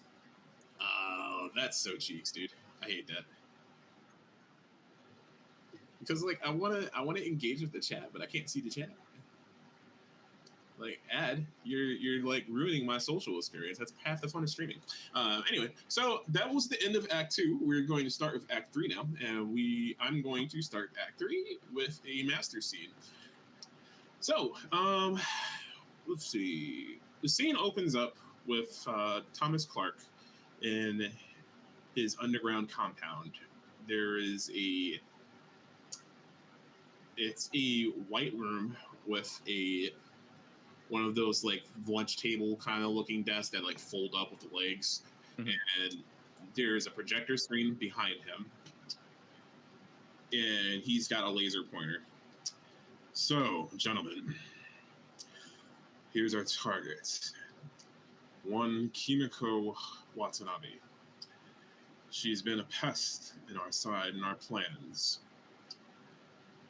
We are going to have to attack her and take her out. She will be at Madison Square Garden to deliver her message. The locals are going to be there to listen to her and protest against us. Or at least who we're going to be pretending to be. So I'm going to need you to go in there and cause a stir. Once the distraction happens, the people will rise up into a panic. We take Kimiko out. And then we disappear and we blame it on the protesters. For they are savages in a world of our civilized men. And we will take this land back from them. And then afterwards, we will move east to take them and destroy all of the Shinobigami. Sir, is this... like, what are we getting out of this? You're getting glory. You're getting fame. You're getting money. But most importantly, you will be achieving your duty to your country. Am I clear? Yes, sir! He dramatically clicks his laser pointer, walks up, turns off the projector, and then everybody marches out, single file, out of the room. The lights dim as there is no more motion in the room, and they're on a motion sensor. And he just sighs to himself.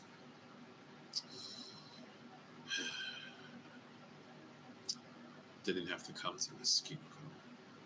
It did not have to come to this.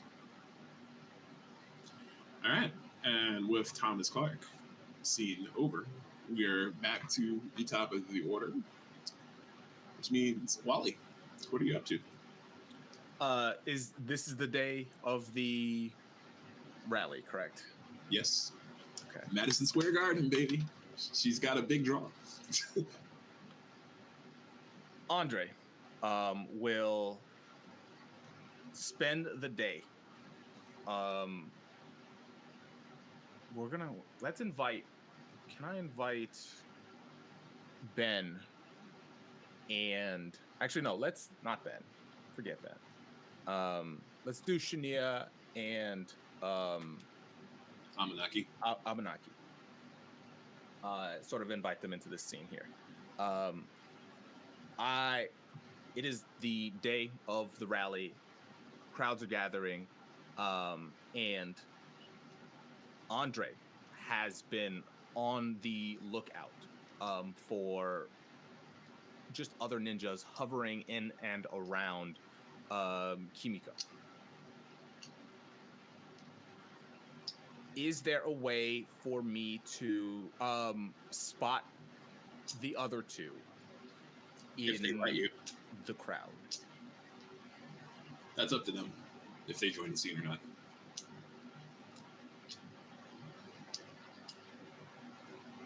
I will choose to join the scene. Sania, are you joining? Yes, I am the scene. What are you talking about?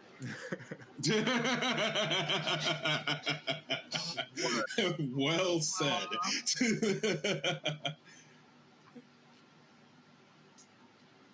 So yeah, is there any way Andre would be able to spot you two? Are you guys actively hiding? Andre is attempting just to spot you two within the crowd. Yeah, that is entirely up to them. Shania does not blend in very well, so she just won't try. She's standing out. You definitely can tell the person in the tall heels in the middle of a protest with like dressy clothes on. I think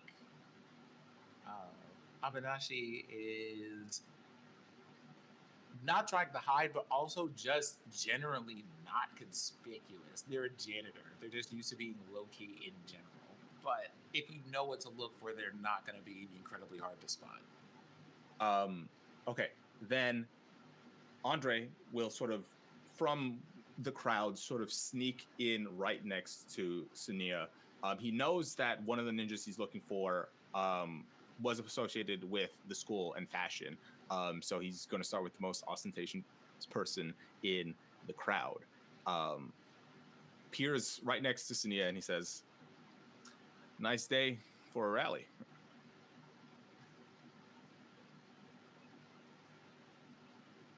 Is there any way to be able to tell that he's a ninja or? No. Yes. Do you have my drink? Andre sort of stares, puzzled at. Everyone shall serve Lady Stedia. Bow before her majesty. I'm sorry, lady. Queen of the ninjas. I don't have your drink, but I have a drink, and Andre will pull out a flask, take a swig out of it, and hand it over to her. It's whiskey. There's a shop a couple blocks away, so just get my drink order, bring it back, and I'll be sure to tip you.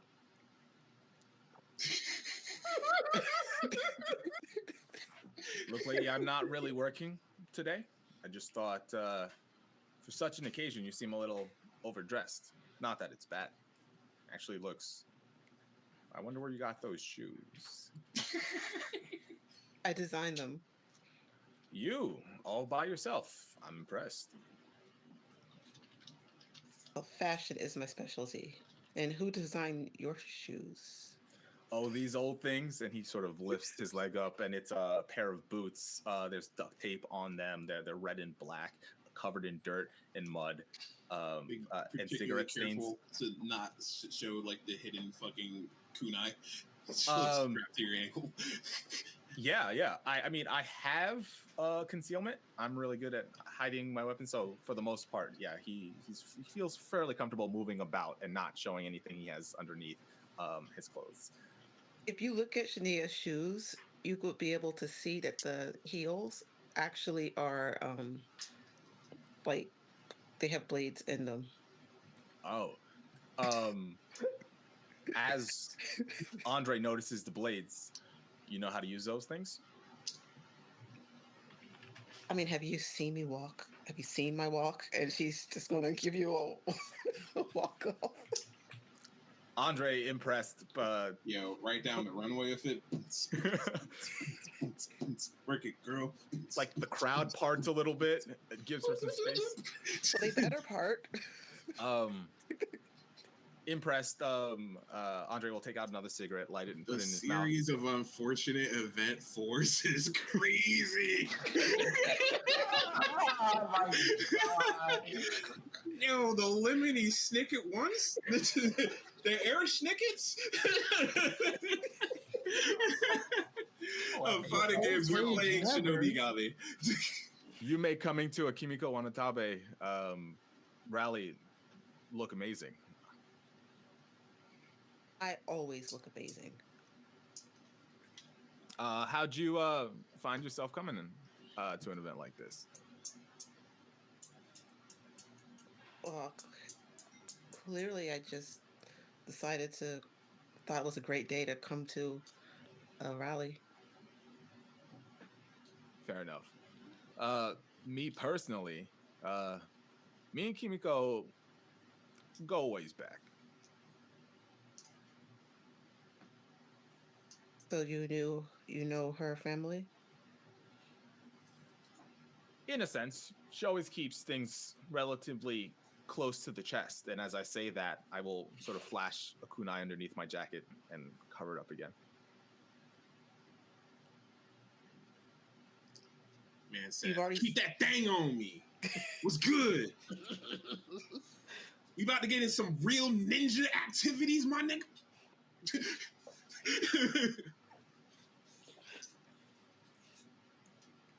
She's gonna reach down like she's like fixing her shoe and just give you a look. Are you her friend or foe? Friend of the family. In the loosest sense.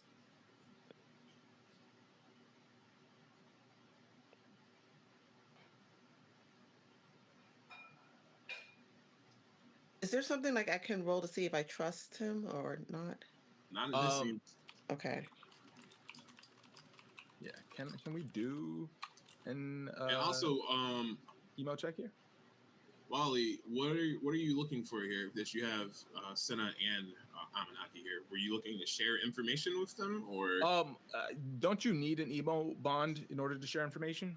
Not if you're in the same team together. Okay.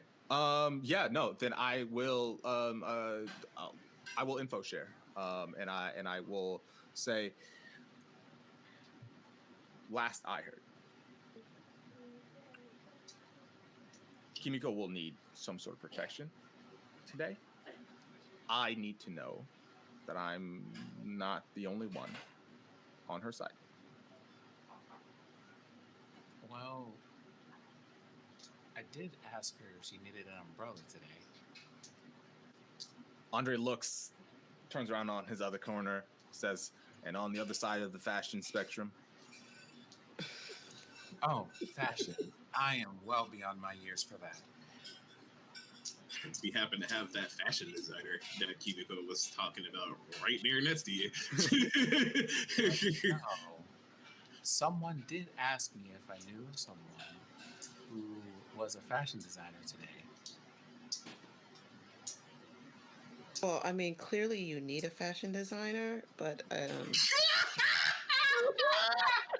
Yo, shots fired! Shurikens go out into the crowd, everybody dies! In the scene, in the game, oh no, it's all a tragedy! Kusari Gama has hit the chat. I didn't know that you did fashion designs for janitors. Well, I mean, they are still clothes. It is still fashion. You probably could improve on that some. I would start with your baby hairs before my outfit. Yo, said I plucked them shits back out your head. Yo, nappy ass, you got me all the way fucked up. I'm big Abanachi, bitch.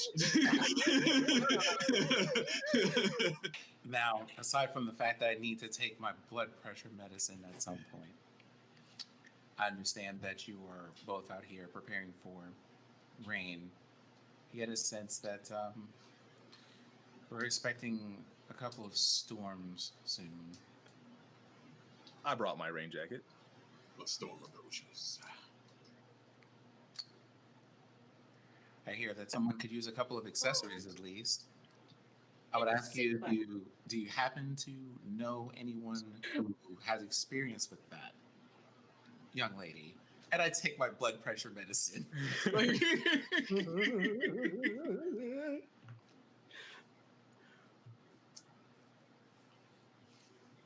it's pulling out the RX. It's just like, man, I don't even give a fuck about no damn what's that shit with the doctor confidentiality shit? HIPAA. Yeah, yes, HIPAA. there we go. I don't give a fuck about no damn HIPAA. I'm self-reporting. But also, just quiet as this cat. That blood pressure medicine is going to be like one bead of life, just in the size of a ball, just a bit smaller than a piece of mochi. As Abanachi takes the bead, Andre would like to make an information check. And I'd like to learn the location of... Oh, hold on. Wait, hold on. You gotta give me details. I assign the checks. Oh, okay. GM power trip. Sorry. I want to sort of sniff out what injury he's trying to, because I know like that's a ninja tool. He wouldn't take that if he wasn't seriously injured. So Andre will try to sniff out any injuries, drops of blood, poison, something in his breath as he takes the bead. And I'd like to try to learn his secret or possibly location of the person who did the that caused those injuries. Okay, so you're going to Try to sniff it use out. this skill to sniff out Ben. Yes. I like it. Let's see. I'm gonna say poison. Poison. Okay. Yeah, because he's got like bugs and shit. Okay. Fair enough. Closest thing here I have is survival. Or actually, you know what? Creature mastery. Creature mastery. Oh, we're making it tough. Bluff is the closest thing I got, I think. All right, so that's 1, 2, 3, 4, 5. That would be a 10. 10. Sheesh. Okay, this is gonna be a tough one. Does anybody have emo bonds with? No. Ooh, damn. Close. I rolled a 9. You know what? I'm gonna give you the Emo plus bond? 1 just for the ha-has. Yeah, it's a 3 and a 6. Okay. Because you guys were doing pretty good talking to each other, so I'll give you the plus 1. All right. You now have Ben Rapido's location based on your observations of Abanaki's injuries. You can tell that like the needle that he was hit with had a lot of microscopic parasites that have been making his veins look like a very distinct purple. That you know that is very, very reminiscent to an old Nimpo that you saw when you were training as a child. And from your recollection, there is only one ninja that uses that type of ninjutsu in the city. All right. I think I know who we might have to be on the lookout for, don't we, Abanachi? Oh, who, me? You know, I'm just taking this medicine to keep my varicose veins down. Yeah. Actually, do you want to roll for something else if Sin gives you Ben's location? Because he has Ben's location. Oh. And because you're together, he can info share that. Interesting. Okay. Would I be able to learn his secret? I wouldn't be able to learn his secret here, right? No. Learn Ben's secret? Yeah. You can learn Ben's secret with that. Okay. Yeah. All right, Ben, DM him.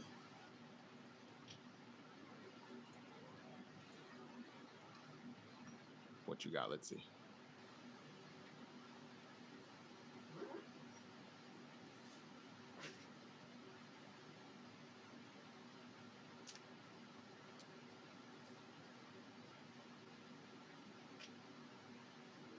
Let's go.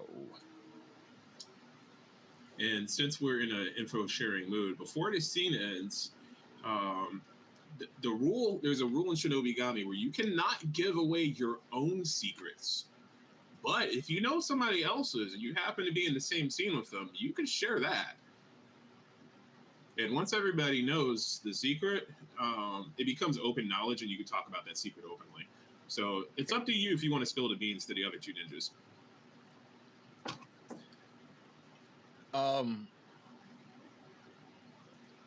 I imagine after speaking with those two, Andre disappears for like 20 minutes or so, makes a couple of phone calls off of his burner phone, not his work phone, to get more information about Ben. And after the final phone call, he closes it, puts it back inside of his jacket, and returns back to Abanachi and Sinia.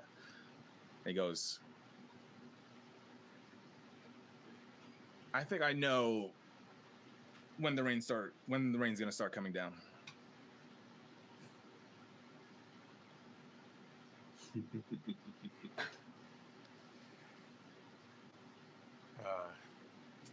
How long do we have? Not long, but the person we're looking for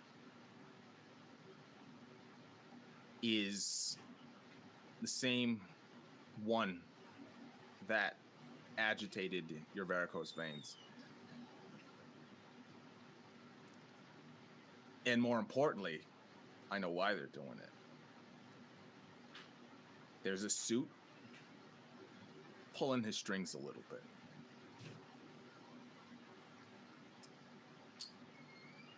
So, do you think we should help him with this situation, or his situation might be above our pay grade? His family is tied up in a facility, and I don't know if we have the time, but if we sever him from his strings, perhaps we can stop the rain from coming down. So Ben's secret is that, for the chat, that Ben's family is being held in an ICE detention facility, and Thomas Clark, the suit, is promising their release in exchange for him completing his mission, which I am surmising is to take out Kimiko. well, Very well could be. Very well could be. we have a seamstress over here. I don't think it doesn't look like she would mind cutting a few strings. Not that I'm volunteering.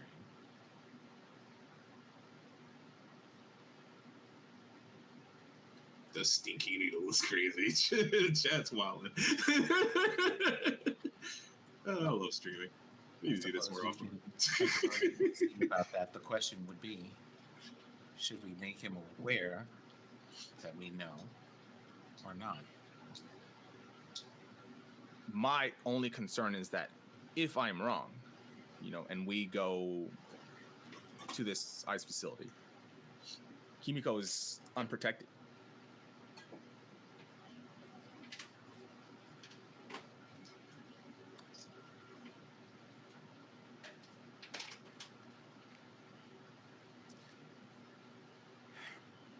Well,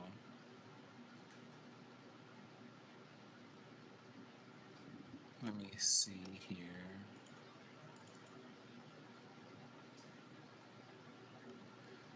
Do any of you happen to know them?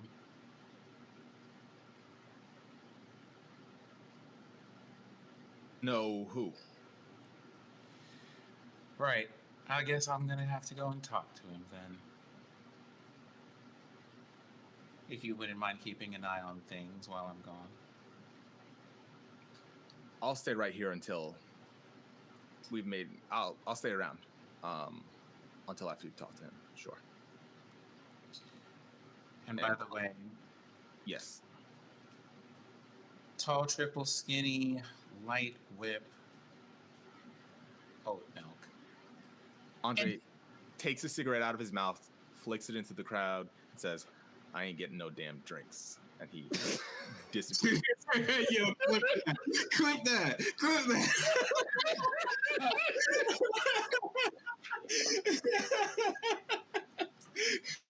I don't got time for that. I ain't getting no damn drinks. God.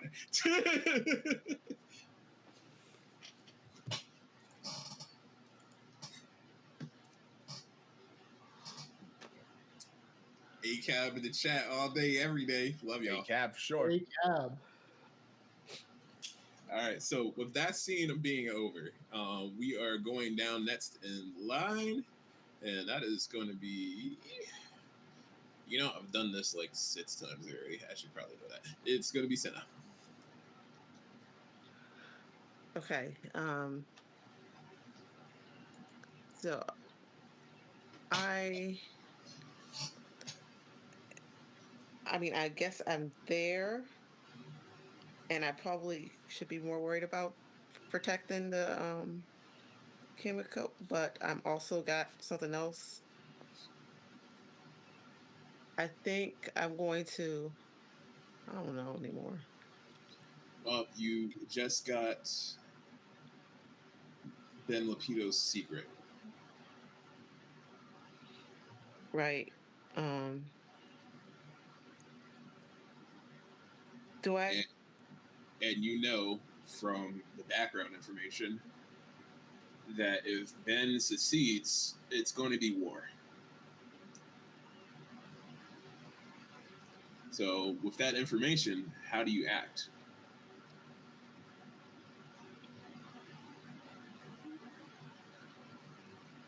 Well, I don't want there to be war, even though I got my own stuff going on. So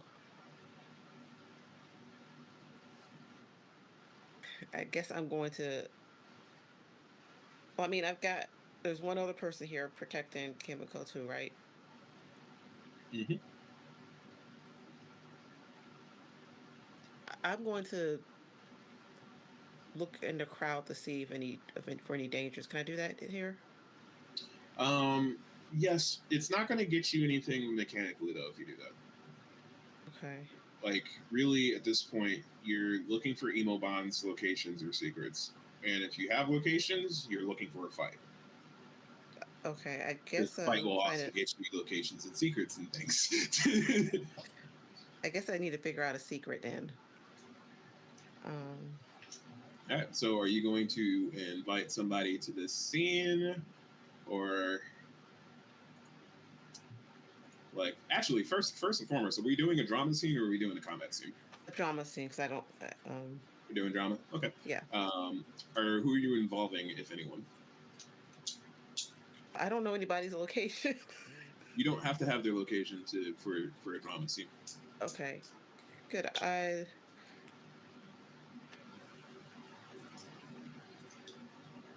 I can't invite Ben, really. I mean, I don't see why not. I guess, yeah, I'll do it. Chaos. Chaos.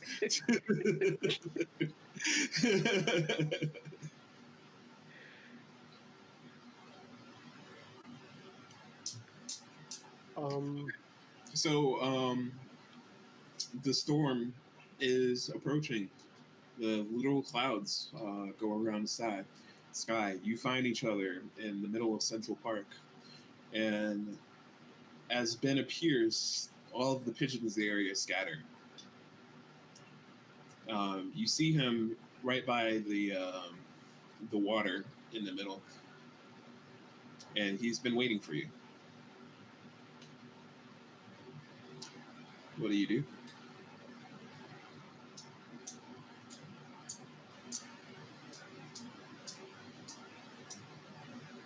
Sorry, I'm trying to fix my captions. Take your time.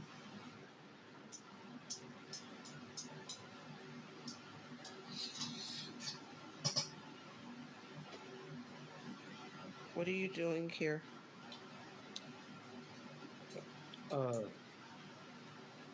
At this point, lady, I'm gonna assume the same as you. The thing that we got hired to do as ninjas. Whether you've been commissioned by like your clan or a different spooks or literally Miss Watanabe herself. I'm doing my job.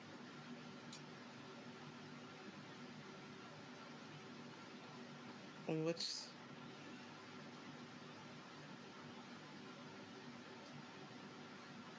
Okay, but I really need something to drink. I mean, lake's right there, but that will make it sense. Yo, the lake is crazy. At this point, Cindy never Yeah. getting her drink. He pulls out one of those like freshwater conversion straws in his pocket that he very clearly uses to impress children at the park and goes like, Okay, that does not go with my outfit at all. doesn't go with mine either. It's mostly to impress children, honestly. Why are you impressing children?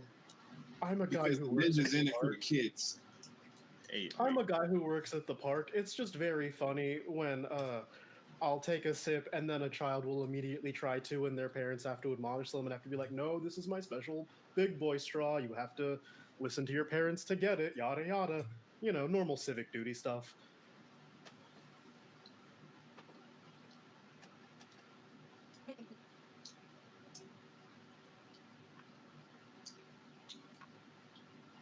You feel like he's telling you the truth, but he's also withholding something. Right, so my drink order, are you writing this down? Ma'am, I haven't taken a physically written note, and he looks at a watch that is not there. 15 years. So you don't have a pen and paper, is what you're saying. Not at all. I've got a pretty good memory, I've been told. So you have his secret. Are you looking for his location next? Yes. All right. So keep talking, and I'll give you a roll.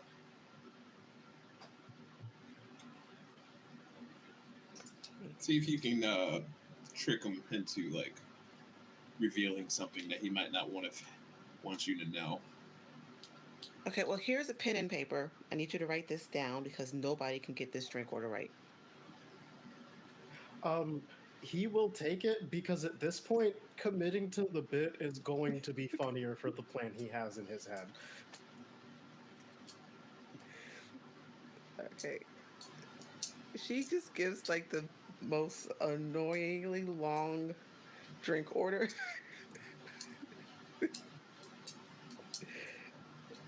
Yeah, Ben is finishing his 5-minute dictation and half soy, half oat. And then clicks the pen, and you watch as a butterfly, like several butterflies, start carrying a coffee shop like bag from across the lake. And then about halfway through, they just drop.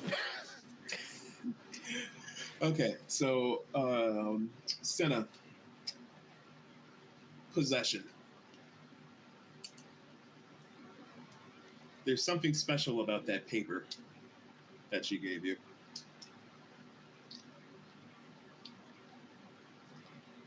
Give me a possession check, Senna. Okay.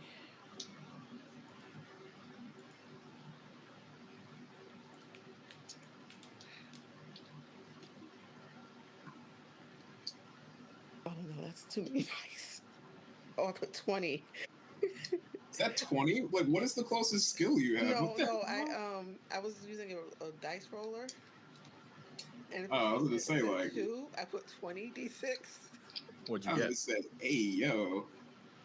And It's it's like, just a lot of dice. it's like, that should only be a 6 for you. 4. Oh, you got a 4? Okay. You feel a slight tingle. You realize the presence of ninjutsu, and that's why your insets just dropped the drink in front of her.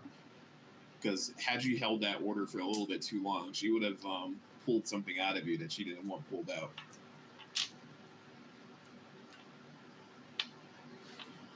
So I'm assuming Ben Rapido is going to do something in response to this. Yeah. Ben's immediate response is probably at this point also going to be to try to just get information. And I think... Do you want to bleed the scenes in together and have this be like... yeah. Okay, cool. So now Ben is the player, is the scene player. Yeah, and in this moment, Ben is going to go, well, I already know. Internally, he's like, I already know where to find my target. So he is going to attempt to learn her secret, and I am going to try to... Can I make this investigation check by saying that since I was already expecting her, I have basically had my scouts sort of reverse tracing her scent to her common locations, and I have, like, you know, gotten beetles and ants and various bugs to just start grabbing me random like things that seem important with their bug senses, more or less. I'm gonna make you do creature mastery too. Okie dokie. That's a 7. Yeah. How? You're the pet guy. I mean, that's because it was already only going to be like a 7. It's fine. Okay, that's fair. It helps if I don't drop the dice on the floor. All right. 8. It's fine. Got an 8. Cool. So you nail what you want. Yeah, I will take Shania's secret. Ooh. Specifically because I am trying to just keep all of these other ninjas as out of my way as possible. All right. So, Sonia, DM him your secret, please. I gotta take these off for a second. I can't see.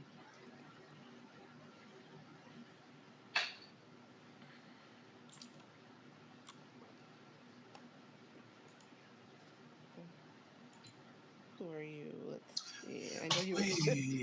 Sorry, I said that out loud. Ben, do you have Wally's secret? Or you have Andre's secret? I have Andre's secret is the only one I don't have. I have Habanashi's, and I'm about to get Shania's. Yeah. Oh, okay. But I also have Ben's, so this is going to be fun when we meet up again. This is gonna be fucking hilarious.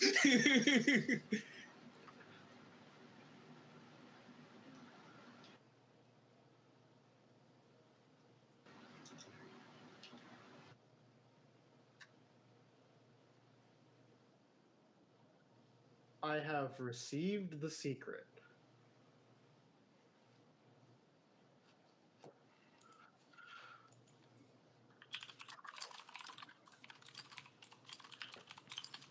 So where would you say Ben would be right now?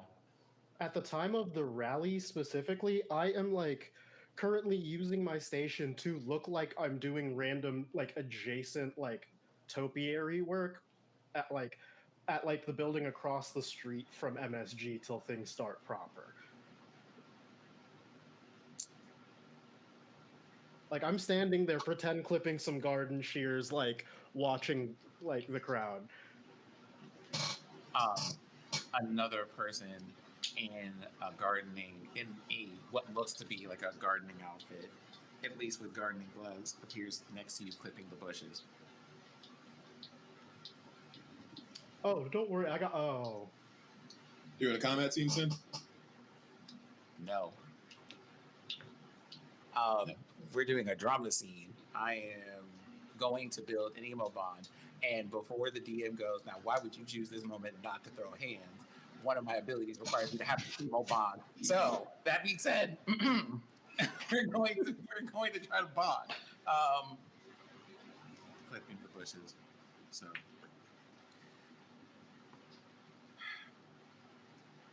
think it might be fair. Oh, it looks like someone redeemed a stretch, guys.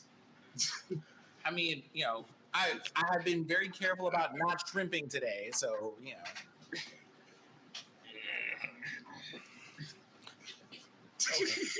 Okay.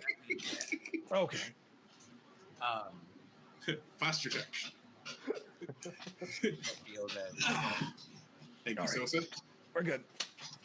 we may have gotten off on the wrong foot before, and perhaps I was a bit hasty. That being said, I have no intention at this moment anyway of doing anything but trimming the hedges and maybe having a little chat, if that's okay with you. You know what? I got time, yeah. In the interest of keeping your affairs out of prying ears, it is my understanding that, among other things, you may be in the market for a tailor. A couple of weeks ago, I had to go to a wedding. You would be surprised at how hard it is to find someone who has the talent and skill to deal with, let's say, an ill-fitting suit. And I just continue clipping bushes.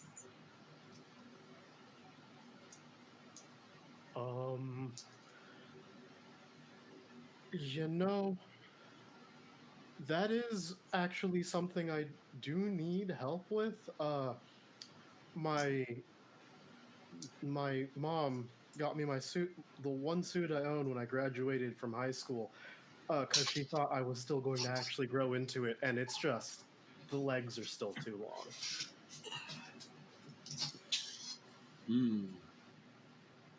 All right.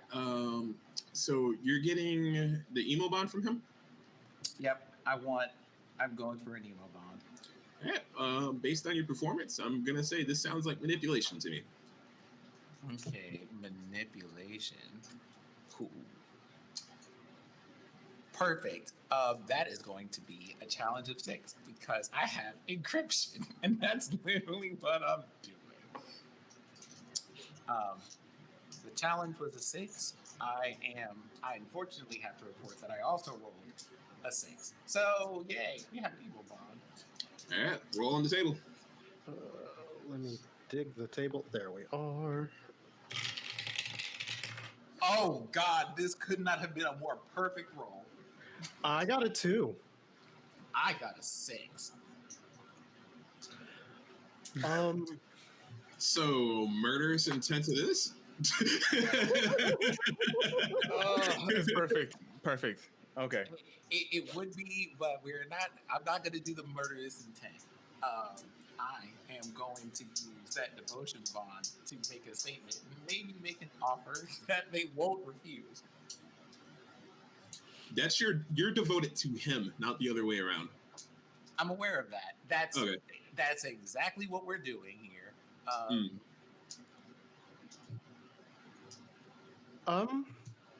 With that specific outcome and goal in mind, I do think of the two, I'm going to choose friendship, and that I see your kinship and your willingness to also encode this conversation. That says you very clearly know what's going on.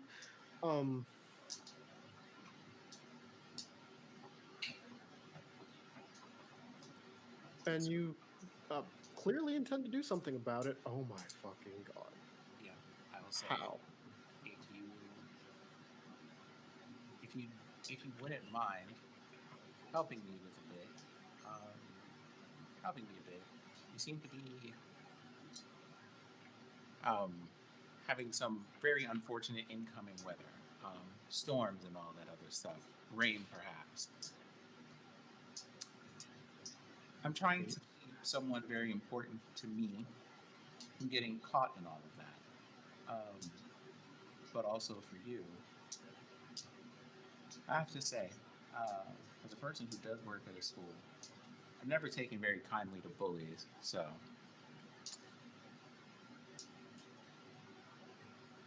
I'd be willing to help you with one.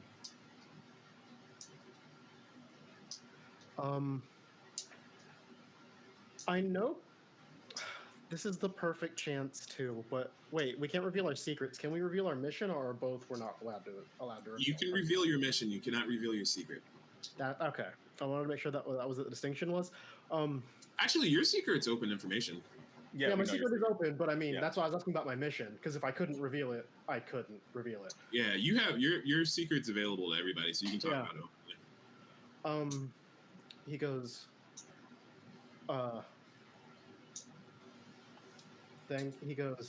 thank you for your cooperation. He goes, actually, what I do need from you would be your actual cooperation. Do I just hand him my secret, or my mission? I can just do that? Mm-hmm. Okay. Yeah, you're completely found out at this point. Oh yeah, no, I'm fine with it. Yeah, your cover is completely blown, bro. She might just be open. Yeah, he just turns to you and goes, "You are the perfect person, because if you're willing to play ball with me, we might be able to sort of two birds, one stone this, and then just simply move on to our next step." As you see my mission, which is that Clark approached me specifically with an offer to defeat you to cause a distraction.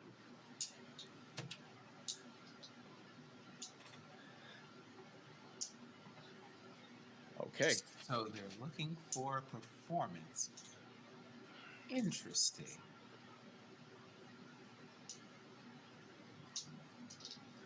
And I think that if I do get this suit tailored, I really could pursue my showbiz dreams. I've been meaning to learn to actually tap dance instead of just sort of following random steps I've been given. We do love to see the youth pursuing their goals and dreams. As I fake sheer and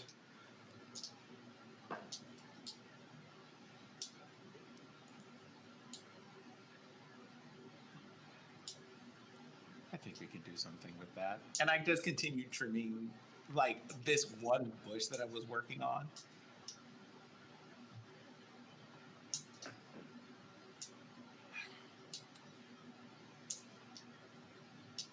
So I think I'm gonna go quickly take my 30. But I'll be back later to help trim up the rest of these hedges. Oh, your services will be appreciated, because I'm kind of a short guy, so it's nice to have someone taller around to just get those higher branches. And I am off into the crowd, and I am gone to go and find the other two. I'll end the scene right there and let somebody find me if they would like to find me. Please and thank you. All right, so we're ending the scene there. Mm-hmm. Cool. I wasn't planning for this, but I'm going to do one more master scene. So, Kimiko wants to hold a meeting, given everything that's happened, and she's inviting everyone that she's talked to, and anyone else who wishes to show up. There's just a lot of like junior ninjas like roaming around, and they go and they find you wherever you're at, and they give you like telegrams with the invitation. Yeah, but I didn't order that. I ordered a drink. Yours comes attached to a Starbucks order.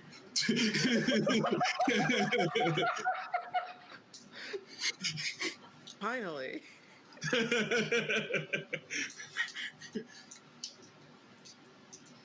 So everybody showing up, or are we gonna have anybody that wants to sit out of this? No, Andre will show up. Oh, I'm absolutely down to show up.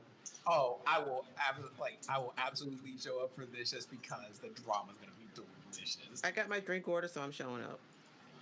What is he? When Andre shows up, though, he wants to push Greg out of the shadows because that's his thing.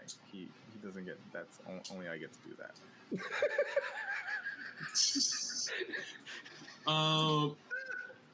Give me a D6 roll. Hey, sheesh. Oh, come on. 5? You check him. Hell yeah. Yep, he was sitting in the rafters, like right above her thing. You happen to pop open the air vent that's like right above the thing, because you know how the New York is. Yeah. So like you're able to get right above him, and you land on his shoulders, and you just right on the back of his head, like just playfully, I'm assuming. No. I go, move, ninja. That's my spot. Oh, then you knock him the fuck out, and he falls right out of the rafters, right on top of Kimiko's desk. He'll wake up eventually. It's okay. He'll walk it off. Another ninja appears and gives him a life pill to get his ass back up. So you took it personal. It's my thing. Apparently. He rolls off of the desk and just, like it's smoke, and he's just gone again. All right. I imagine the other ninjas have shown up. Yeah, they explain how you guys appear, but make it dramatic and cool. Out of the shadows. Sorry. That's my step through.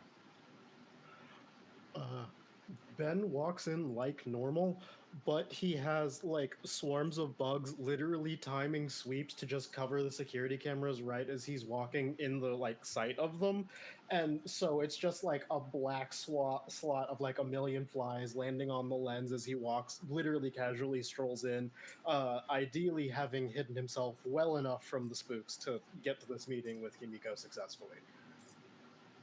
Yeah, as far as you know, no one else other than Kimiko was able to track you.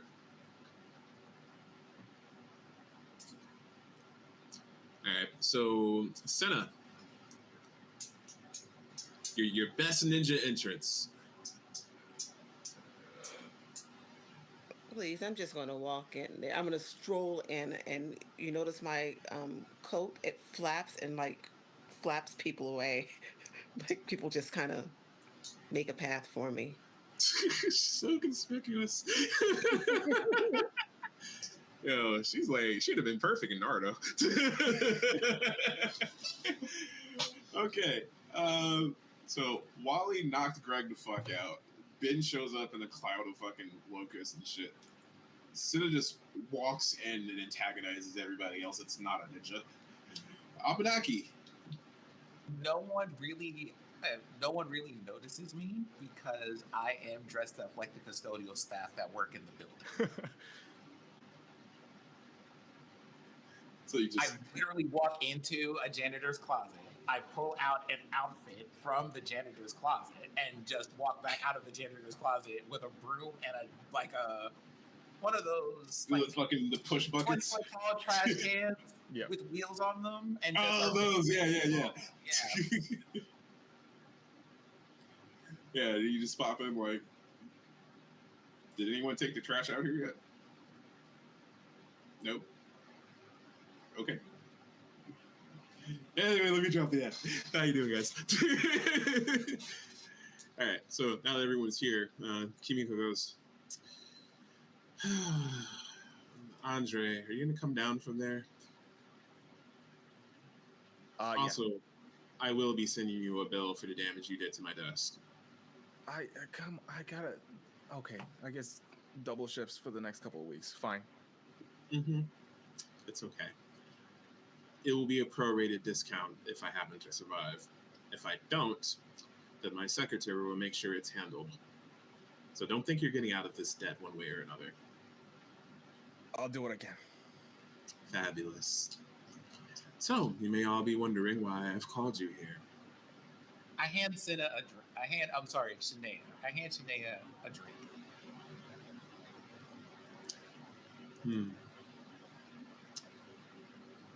You would think that someone would offer me a drink after everything that I've been through this week.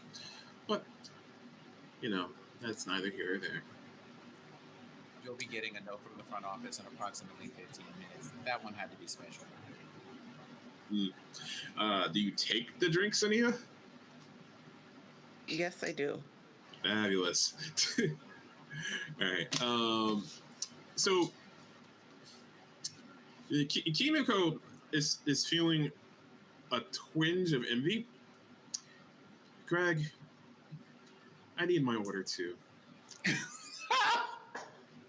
Yeah, Greg, go get her drink.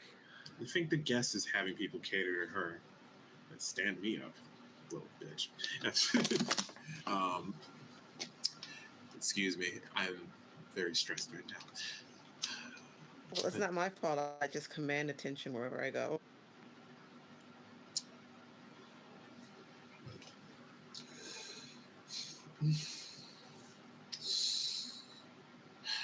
Andre, give me strength. Not you, Diamond. Wallace. Right. Oh, if my son could see me now. Anyway, so it seems that we have some sappers, troublemakers, ruffians, if you will, looking to take my head. And due to the political power that I hold outside of this community, you all know that it would not work out for us in a geopolitical sense. A lot is riding on my success today. In the next hour or two, we will be at Madison Square Garden. And I'm sure my enemies will be present. I don't know all of the details, but we have been tracking your movements over the last 2 days. And for some of you, I'm impressed. Others, I'm terrified. But there may be a glimmer of hope based on conversations I have been held privy to. Now I need to know, where do your allegiances lie?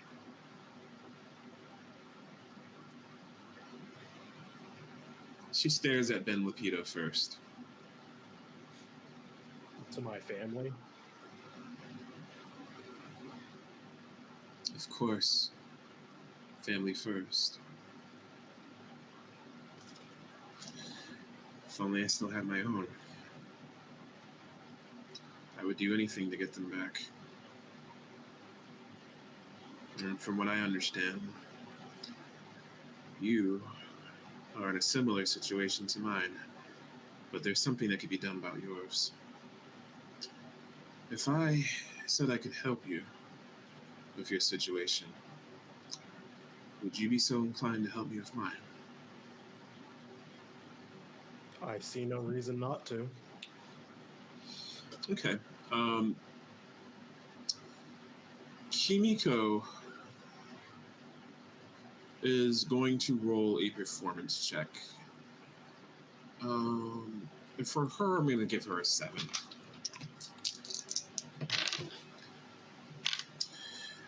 She got a 9. So she's going to try to make an emo bond with you. Okay.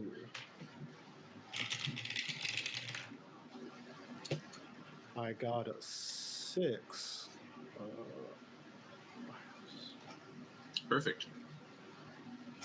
And she got a 4. So she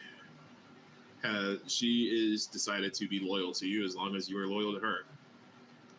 Yeah, I'm going to go with devotion because this like elder with a bunch of resources and a lot on the line is putting a lot more on the line, I presume, for me of all people. Mm-hmm. Fantastic. And for the rest of you, can I trust you? Andre, I already know where you stand, so do not be pressured to answer. All I need from you is results. Abenaki, was it? Indeed, I am Ruo Abenaki. And yes. I assume you found the umbrella. Oh, even better. I also found you a wonderful set of accessories. Lovely. And Miss Sinia, I apologize. Are you enjoying that coffee?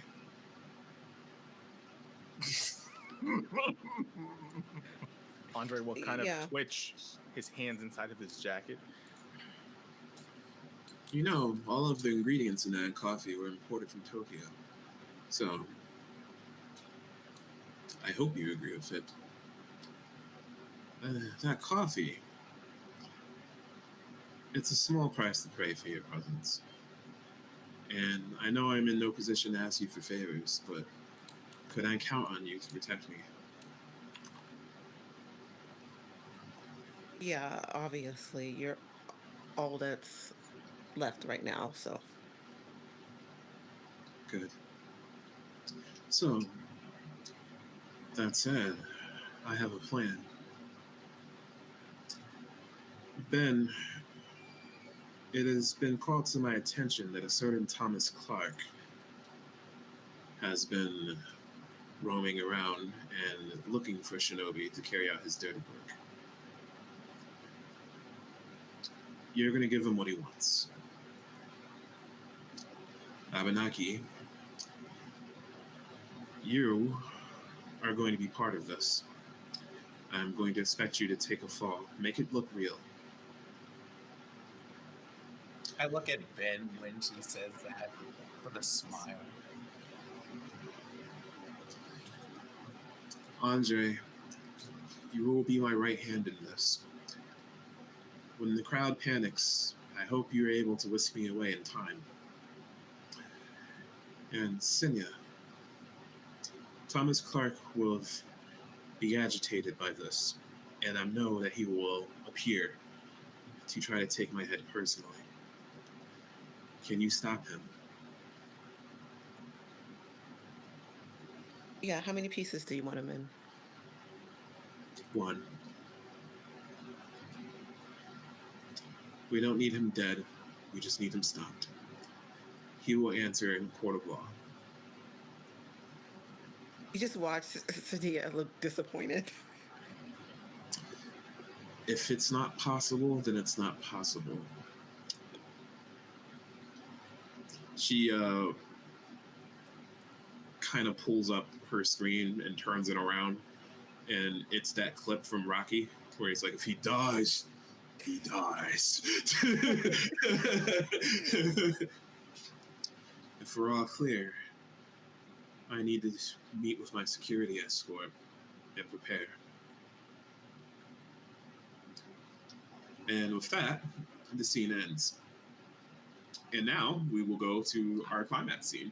We've got 15.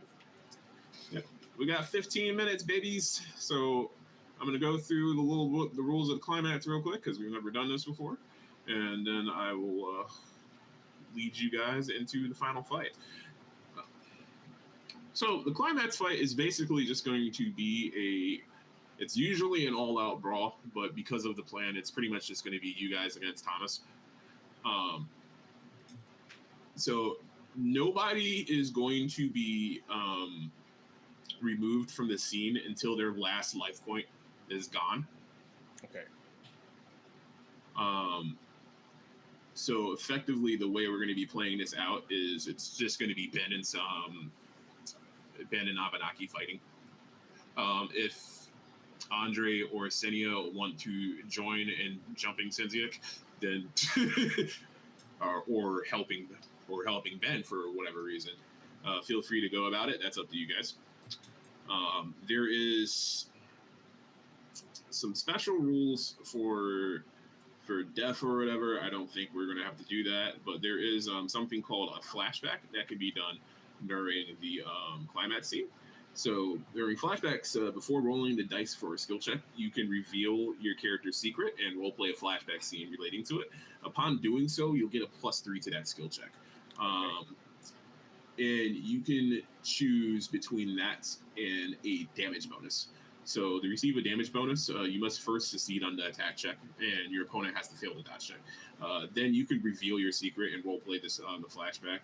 And after the short scene concludes, the character deals a point of close combat damage in addition to your attack's normal effect. All right, so with that said, you guys appear in Madison Square Garden.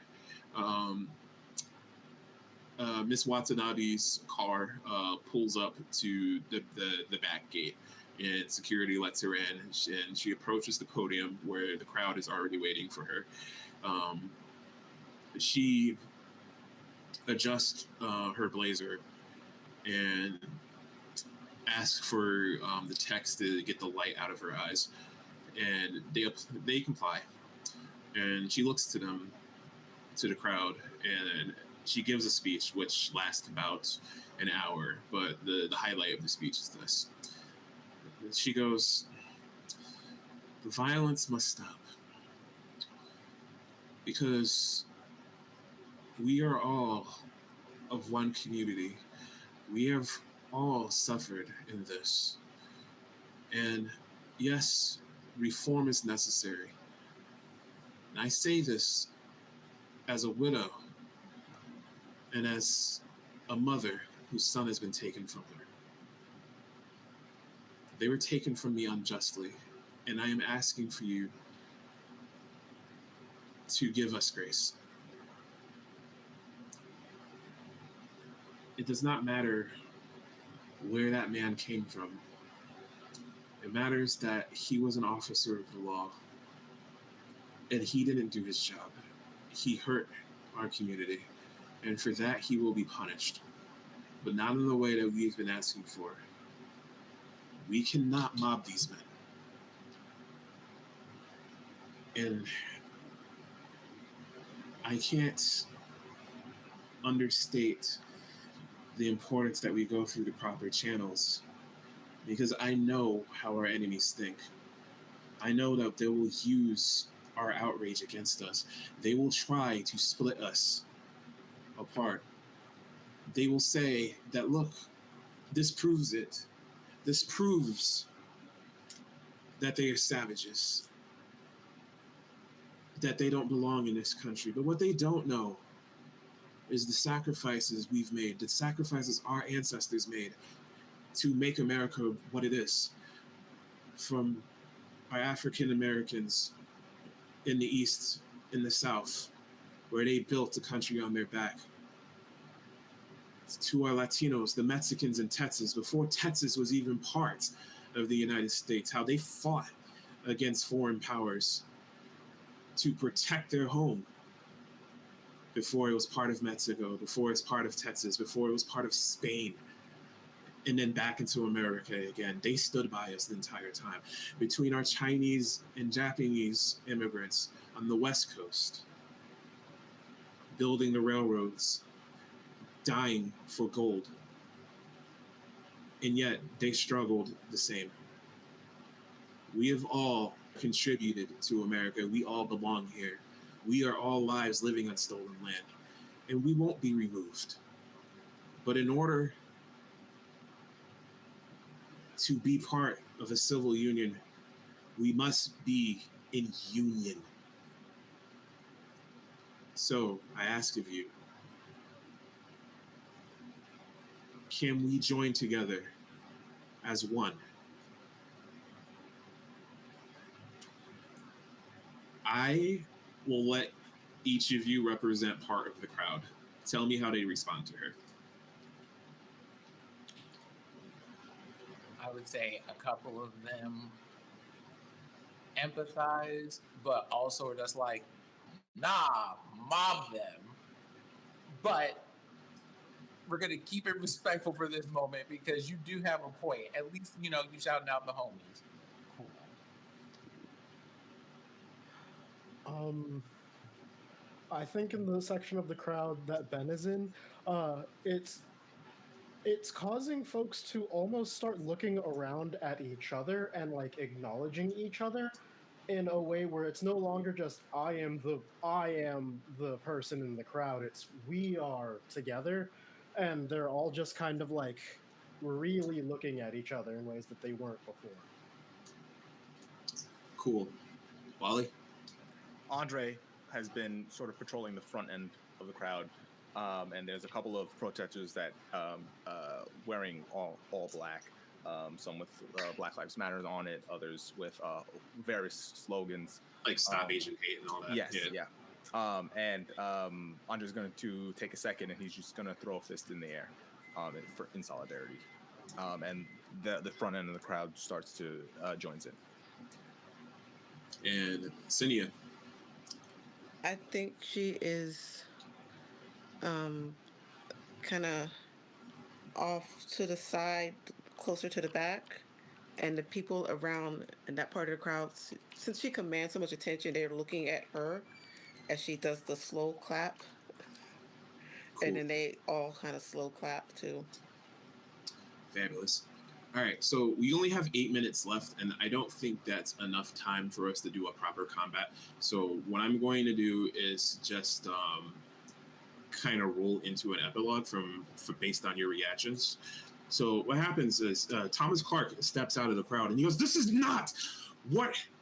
No! You guys are supposed to be hating each other. You should be tearing each other to shreds. The cops, what is this?"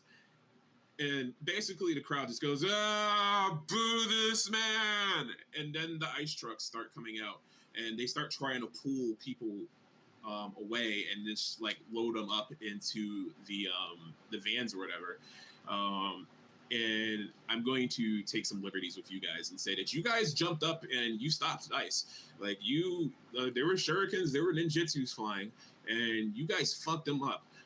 Thomas Clark jumps onto the stage in a last desperate attempt, and he pulls out a kunai, and he runs right into Watanabe. And Andre pulls her aside just at the last second, just as he promised.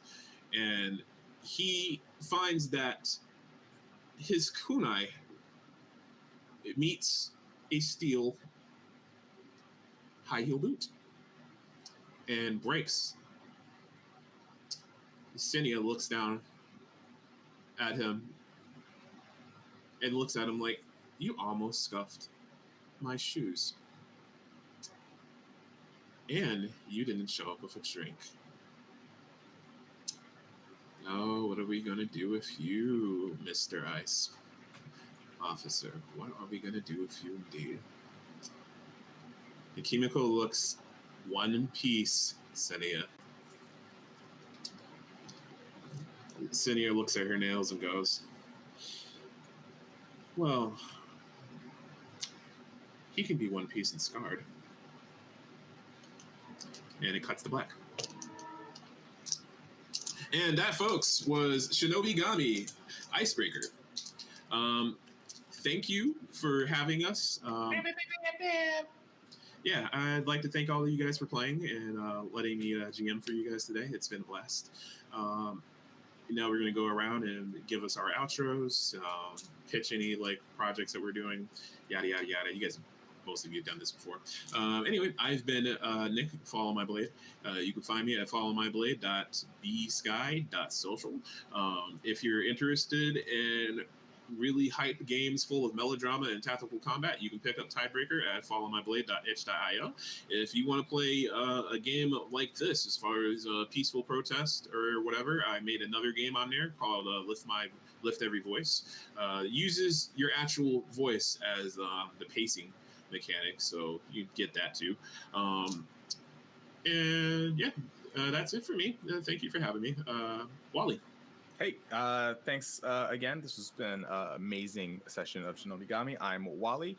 You can follow me, Wally in Space or Stuck in Space. It's my Instagram, Wally in Space everywhere else. I'm here on Twitch. You can follow my actual play, Rolling with Difficulty, where I provide artwork and tactical assistance to my table. Thanks for everything. Happy Juneteenth. All right, and we're gonna go with Janie. Hi, I'm Janie. Janie Potts 75. No, sorry, Janie Potts on Blue Sky, and you could just find me on people's channels, just popping in, play games with them or to run games. And I try to remember to post about it. Tomorrow I'm going Nerds with Dice for 2 different charity games. And that's it. All right, and last but not least, Sinziak. Take us away. Hi, I'm Cinziak, your resident sunflower Tuesday person. Oh, my bad. We'll do next. Who is absolutely not the last person on this list, right? Yeah. Also, as a surprise, not my character's code name, but their real name is on the screen for your enjoyment. So, you have that. It has been fun being here and playing the things. Find me on Blue Sky at sinziak.bsky.social. Also, here on Twitch, occasionally playing your RPGs, story-based games, talking with the Tech Talk crew on Thursdays, ranting about the tech industry, and maybe being here and there in some APs, doing characters like this one. Fabulous. And now, if I might, I would like to pass the microphone finally to the ruffian MC of the hour. Yes, sir. My name is Michael Ruff. It's been lovely being here. This was my first actual play experience. And Killed you it. can find me at ruffianfgc literally everywhere. It is my handle everywhere I can have a handle as far as I'm aware. And I'm mostly on Blue Sky though. It's been a wonderful night. If I end up at anything else, I will definitely post about it. And shout out to production, shout out to Imani and our the graphics team, everyone who's been putting all of this together behind the scenes, because we could not make it without them. And honestly, it's a lot more stressful than getting to sit here and look cute and actually play games. All right, cool. All right, one more thing before we go, because we do have 2 minutes. Let's give the chat everybody's missions and secrets. I'm going to start with Thomas and Kimiko's. Thomas was a mastermind template, Jonin. So had you actually fought him, you guys would have been in for quite a fight. His mission was to assassinate Kimiko Watanabe, obviously. But his secret was he doesn't care about the war or anything at all. He was actually one of Kimiko's exes from college, and he just wanted to... He's just a hater. Okay. Yeah, he just wanted to hurt the thing that mattered to her most, which would have been her country and the community that she's built here.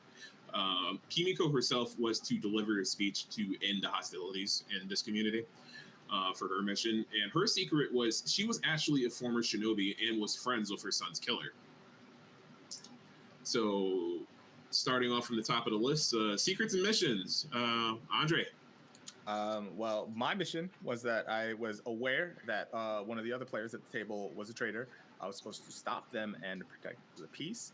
And then my secret is, speaking of the friend of her son's killer, Andre was the one that accidentally killed Kimiko's son in an attempt to help stop her husband from dying. But and that was my secret. I killed the son. All right, cool. Janie. Sorry about that. I am Janie. I played, what was it, Shania, and her secret was that she was be I cannot talk anymore. What happened to my words?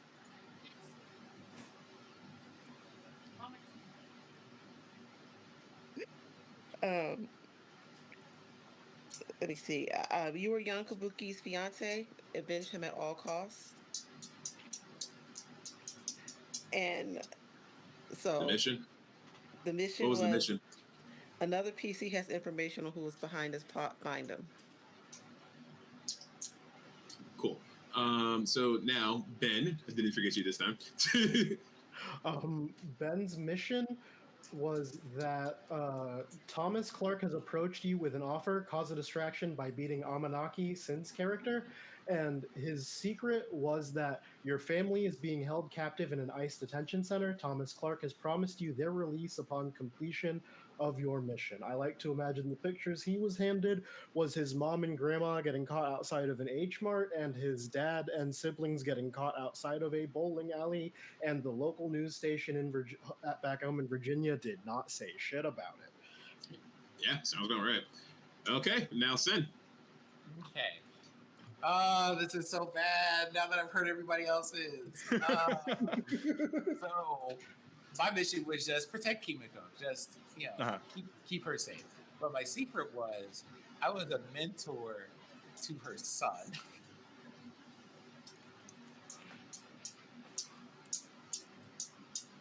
And so it's kind of like, oh, we are missions with ooh, okay, yikes.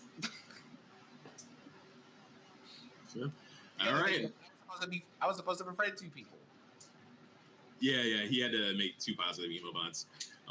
Okay, well, that's it. All the secrets are revealed. We were going to give up our spot for the Nets in line, and we would like to thank you guys again for watching. And see you later. Have a nice night. Thank y'all.